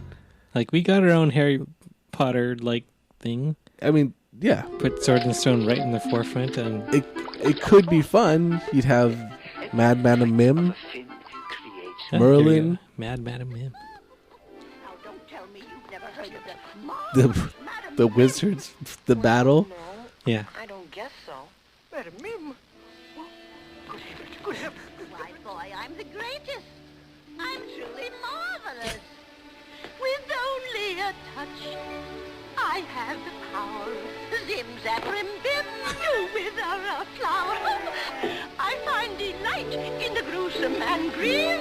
Oh, that's terrible. Thank you, my boy, but that's nothing for me. No, 'cause I'm the magnificent, marvelous Mad Madam Mim. You know what? I can even change size. I can be huge. I have not watched this movie. Can't even remember the last time I saw it. And that's not good, because this is it's a good movie. It's a good movie. I want to rewatch it now.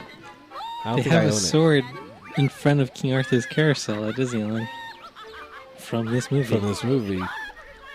And then Merlin actually comes out to help whatever lucky child is there to pull the sword from the stone. Ever so slightly. A third of the way out. There you go. Now, was that always like that? Or did it actually pull out more before? Or was it always built to come out just a little bit? Like, that's a good question. I want to say it actually did come out, but I think there might have been problems with having I'm a keeping the sword. Having a sword just sitting out there, yeah. But that's neither here nor there. Just a shower thought, really.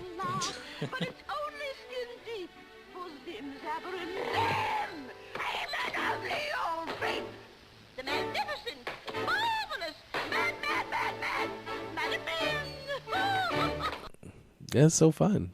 See, those guys. Much fun. That's much fun. I feel like they redo it, they're just gonna tear that out and just like make it like a straight laced kind of just like movie about King Arthur, I guess. Weird. Unfortunate, but like I wouldn't be surprised if they did that. If they could get away with it with Pete's Dragon, which I believe they can, because it seems like that movie where, like, I'm surprised that I brought it up and you knew what I was talking about, to be honest. I would have been less surprised if you had just said, I'd never seen it. You don't really remember it. So at least that's halfway to what I was thinking. But I think most people, they have no idea what Pete's Dragon is. It's from 1977. I don't even know why I know what it is.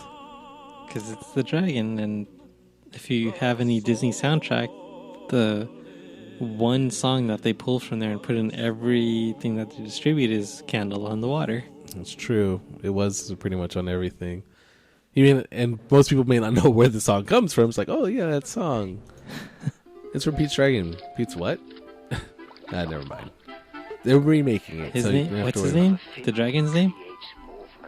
Elliot.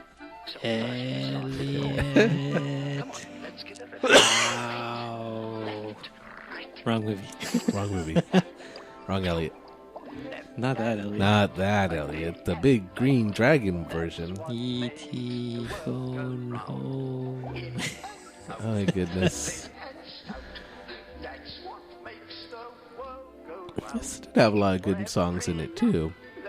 Not that many, but like the songs in them, like I'd say are memorable, but I didn't remember until I heard them again. I'm like, oh right, I forgot about the song.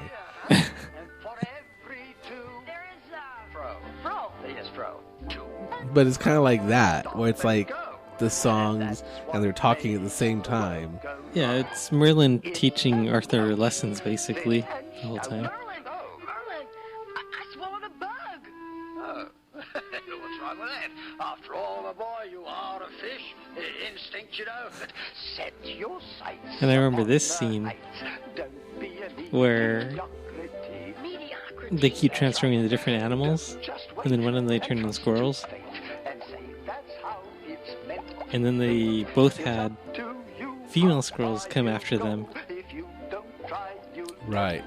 And it's like, no, understand, I'm not really a squirrel. And then he turns into a human. It's like, squirrel runs away and cries. Like, I try to tell you. It's like, oh, that's sad. That's a sad squirrel. But then the part that I really remember out of that is like, you squirty squirrels. Wow, I don't remember that. Okay. I'm going to have to watch it again. That's my homework. I don't know if I own this one, actually. I probably don't own it. What? Surprisingly, I don't own a lot of Disney movies. But I don't think I own this one. I don't own Pete's Dragon. But it's all in my head. It's all up here. But maybe I need to see that's why they're remaking it. Because no one owns it. That's the fault. That's my fault. Well, they haven't said anything about this one yet, so I think it's just a matter of time. You think so? Sure. Well, because, I mean, it feels like for this one, they'd have to remake it closer to the cartoon, because there's a lot of King Arthur. Well, okay. Well, this is King Arthur growing up, before he became King Arthur, before MacGyver became MacGyver. I think we got out. I think you flashed to something else for a second there. Wait, what? I think you lost the narrative a little bit there. True. Yes, this is a prequel to every other King Arthur movie. This is the true story. The true story. True.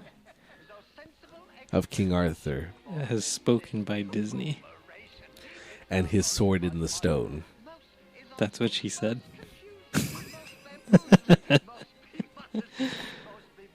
It's pretty accurate.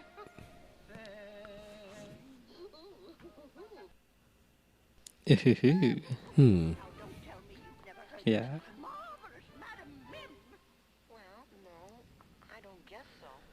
I like it. I'm. It takes me back. Listening to some of this stuff. I'm sad that they're going to remake it. But I'll try to keep an open mind. The Jungle Book one I think is unnecessary. The Pete's Dragon one I think is a travesty. Although I guess they've already done stuff. Cinderella, Maleficent. Well, Maleficent was almost a prequel, but from the Maleficent's point of view. And then Cinderella was almost kind of like a retelling of the animated Cinderella. So they didn't really deviate from that story too much. And people really like that. It was just live action instead of animated. And then Beauty and the Beast is the next one to come out. For the princess ones. Oh, okay. So that's the one with Emma Watson, and everyone's excited because they're like, it's Emma Watson. She's totally perfect for Belle. I'm so going to see it. And that's the main reason that I've been hearing of why people wanted to see it. Well, I guess they figured out their reasoning for it then. Fair enough. Although, wait, what was that first one? Oh, Maleficent. I saw Maleficent. That was like Maleficent from an alternate universe. Yeah. I think the Cinderella one sounds like it's fine. It was just a retelling of it in live action. Okay. Seems innocent enough. And I heard good things about it. What was the other one? Oh, Beauty and the Beast. Emma Watson's going to be in it. So it must be good, right? And she looks just like Belle. She's so pretty, and she's going to sing Be Her Guest and all this other stuff. And everyone's just like mixing things up and like, no, you're getting it wrong. She doesn't sing Be Her. They sing it to her. Come on. Call yourself a fan? Come on now. I'll see it when I believe it. I don't believe it. When is that coming out this year? When is that coming out? I would say not, because it already seems full, because Jungle Book's coming out this year. I think it's next year. And Pete's Dragon is this year, so they're kind of packing it in. Well, live action wise, Zootopia's coming out. Yeah, next year. Okay. 2017. I don't know. I'm curious how these ones are going to do this year. Actually, 1 year from now. March 17, 2017. Oh, okay. So, start counting it down. Emma Watson, be our guest. It's going to be an awesome version. Then she's going to sing Gaston, because why not? No. No. No? Not like that. Not like that. Not like that. No. But Emma Watson is Belle, Dan Stevens is the Beast, Ewan McGregor is Lumiere, Luke Evans is Gaston, Josh Gad is Le Fou, Emma Thompson is Mrs. Potts. Are they going to be live action? And so on and so on. Huh? Are they going to be live action? I have no idea. Ian McKellen's Cogsworth. Well, Magneto's Cogsworth. Yeah. I guess if they did it like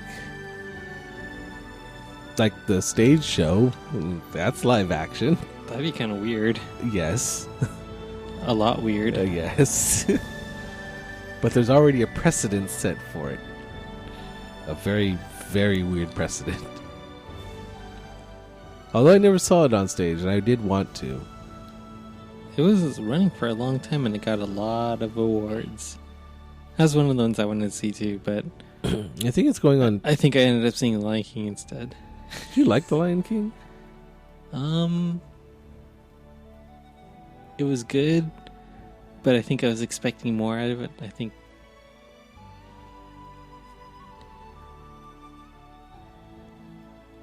I'm not really made to have that deep appreciation for the theater shows.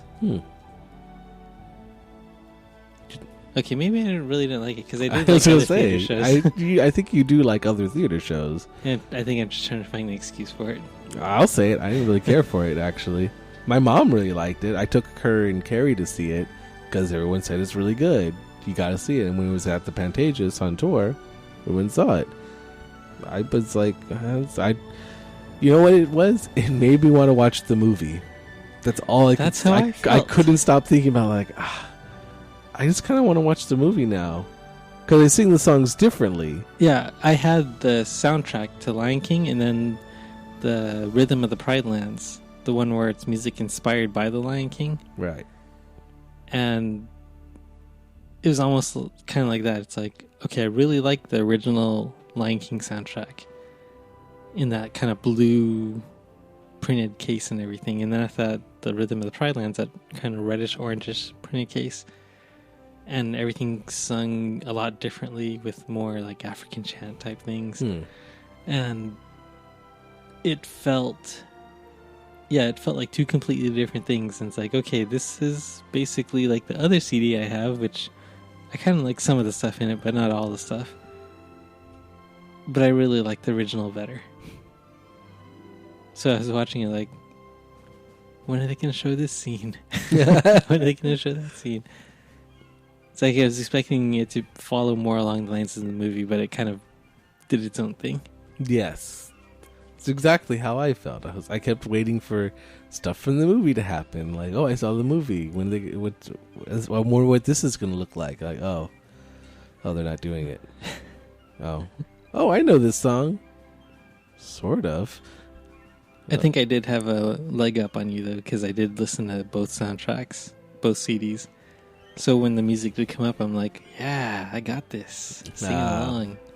Yeah. Had I known. Rhythm of the Pride Lands. Would have been more prepared for what I was about to hear. But, yeah, it was okay. It wasn't horrible or anything. It just wasn't as good as I hoped it was going to be. And I really enjoyed the theatre. Especially a good musical. I love a good musical. I'm a sucker for a musical, but that one didn't really do it for me. We have to go see the Frozen one. Oh, they have one of those? They're going to. Oh, right. Getting a little bit ahead of myself. Have you ever heard of... They have Aladdin. Yeah. Have you ever heard of the play, the musical, the Disney one? Whoops. The Disney musical, On the Record? No. No? It came out before Beauty and the Beast. Like I think it might be one of their first ones they tried. And I'd never heard of it before either. What happened was, at the animation studio, the one in at California Adventure, or no, the Off the Page shop. Okay. They had that music section, like where they sell the CDs. This is kind of before the time when it was. I don't know. It was, well, either way. I always liked getting the CDs from Disneyland because they had all the music there, and you can just get a compilation CD. Yeah. So then I picked up. I was like, I was looking at this one CD called like Disney on the Record, and I was looking at the back and it had all these songs on it. It's like, these are all good songs. I was thinking it was like the Disney collection kind of one, but then when I played it, it was these weird kind of these mashups kind of things like they have on like for Glee and stuff, where they mash up songs, or they put songs together, right, or medleys and stuff like that of songs, but not the original version. And when I first heard it, I'm like, this is not what I thought it was going to be. But then over time, I've really come to like it. I really enjoy the mashups and like the medleys that they have. But then I was like, where's this from though? I'd never heard of it before. So I looked it up. Apparently it was a musical they had done. A jukebox musical where they took songs from basically a bunch of Disney movies and stuff. And there's this overarching story about like them going to a recording session. One of them's like the old veteran, the older guy that's like been around the block a few times, and then there's a new up-and-comer guy who's like the new hot guy, like the Justin Bieber kind of character.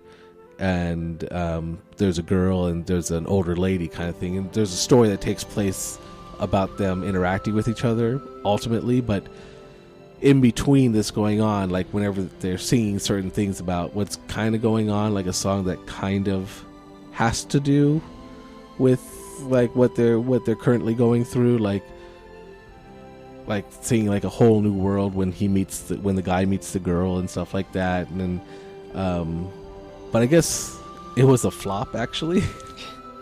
It was a failure. It was from what I've read, because they don't do it anymore. They don't even talk about it. You've never heard of it. Most people I know have never heard of it. Yeah, I never heard of it. But yeah, I think it was one of the first ones they tried to put out on stage, and it seems like it could work because you're basically taking Disney songs. I think if they redid it now, it might work. That's what I was wondering, if they could. But there wasn't much of a stage set either. There wasn't like big stage sets. Actually, it's kind of mostly just the people on stage. They had like a few kind of like sound booth props that like they had around them that they moved around, but for the most part, there wasn't like a whole bunch of stuff on stage or backgrounds or anything. So it was really simplistic. Like you could probably mount this for like a high school production. That's kind of common in some of the. Well, it's becoming more commonplace in the theater shows now. Like the ones that don't have a really high production value, and they have that simplistic set and kind of thinking, and it works. People like it. Is that coming into fashion? Yeah, well, it's kind of been in fashion for a little while. Apparently not at that time. No, not at that time. At that time, it was a failure. Was it 2004? Yeah, I guess it only toured for 2004 before sorry, no. Yeah, but I think like some of them went on to like bigger and better things and stuff. So, but yeah, it kind of got lost in time. But interestingly, they were selling the soundtrack off the record. Is that what it's called? Off the page. Off the page. That's what I was looking for. Yeah, it they were still selling it. They weren't like totally like we need to bury this kind of thing, because there's money to be made. So Disney's like, there's always money to be made. There's the money to be made. So they found a way to use it, and I found it, but they could probably bring it back and maybe even retool it or something. But the music's good, and it's an interesting take on how they put together these songs. But Disney seems to be doing fine in the theater now. They're making money hand over fist for whatever they're doing next. So yeah, they have Beauty and the Beast, The Lion King, Hunchback of Notre Dame. Is that a stage play too? Yeah. Tarzan, The Little Mermaid, Aladdin, The Jungle Book. Upcoming is Frozen and Pinocchio. Live action adaptations have been Mary Poppins, High School Musical, High School Musical 2, Camp Rock, Newsies. Upcoming production is The Muppets and the Princess Bride. More upcoming productions: Alice in Wonderland, Father of the Bride, and Freaky Friday. Weird. Okay. Weird. Okay. Weird. And then other adaptations: King David, On the Record, Peter and the Starcatcher, Shakespeare in Love. So those are the Disney theatrical productions. Well, they are pretty busy. Yeah. 1, 2, 3, 4, 7 upcoming productions. Wow. There are some things I want to see, so I'll have to add those to the list, I guess. Although one day I want to go to actually see something on Broadway.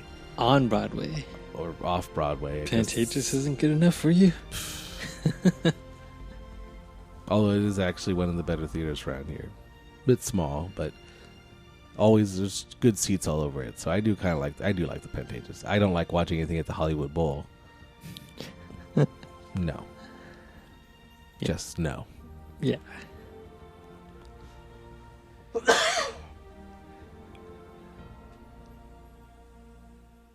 So, did we have a closing thing? Did you have something you wanted to say?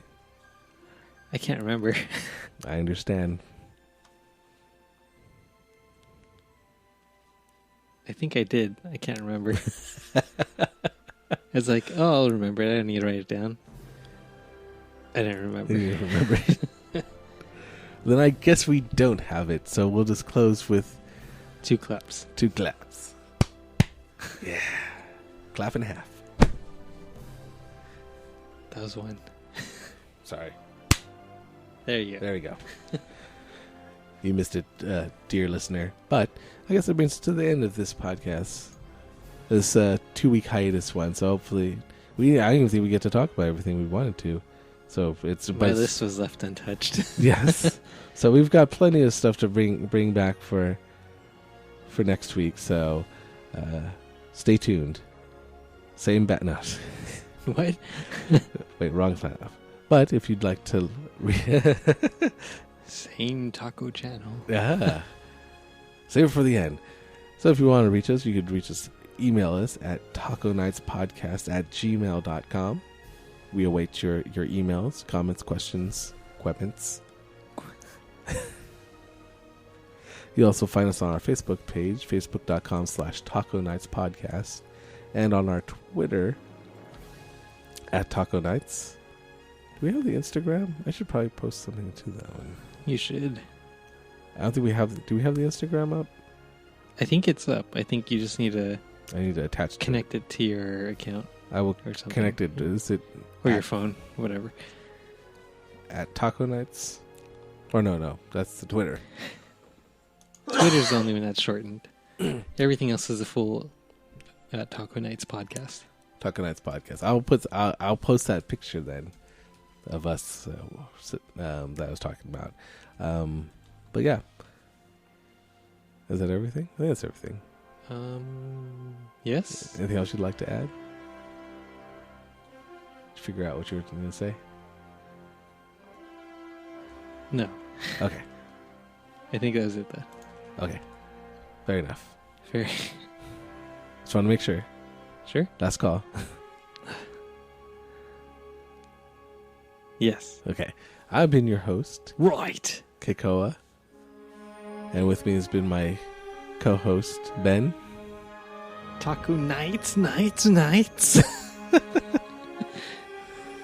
Thank you so much for listening. We really appreciate it. You listen to us blabber on and on. So, and joining us on this Taco Nights. This crazy train that is the Taco Nights podcast. Thanks you for joining us for all the good times for was it episode 70 or something like that? Oh my goodness. Awesome. So join us next time when we'll talk about it. Same taco night, same taco place, same taco time, same taco channel. It's crazy. Taco Nights podcast. Brochacho. Show.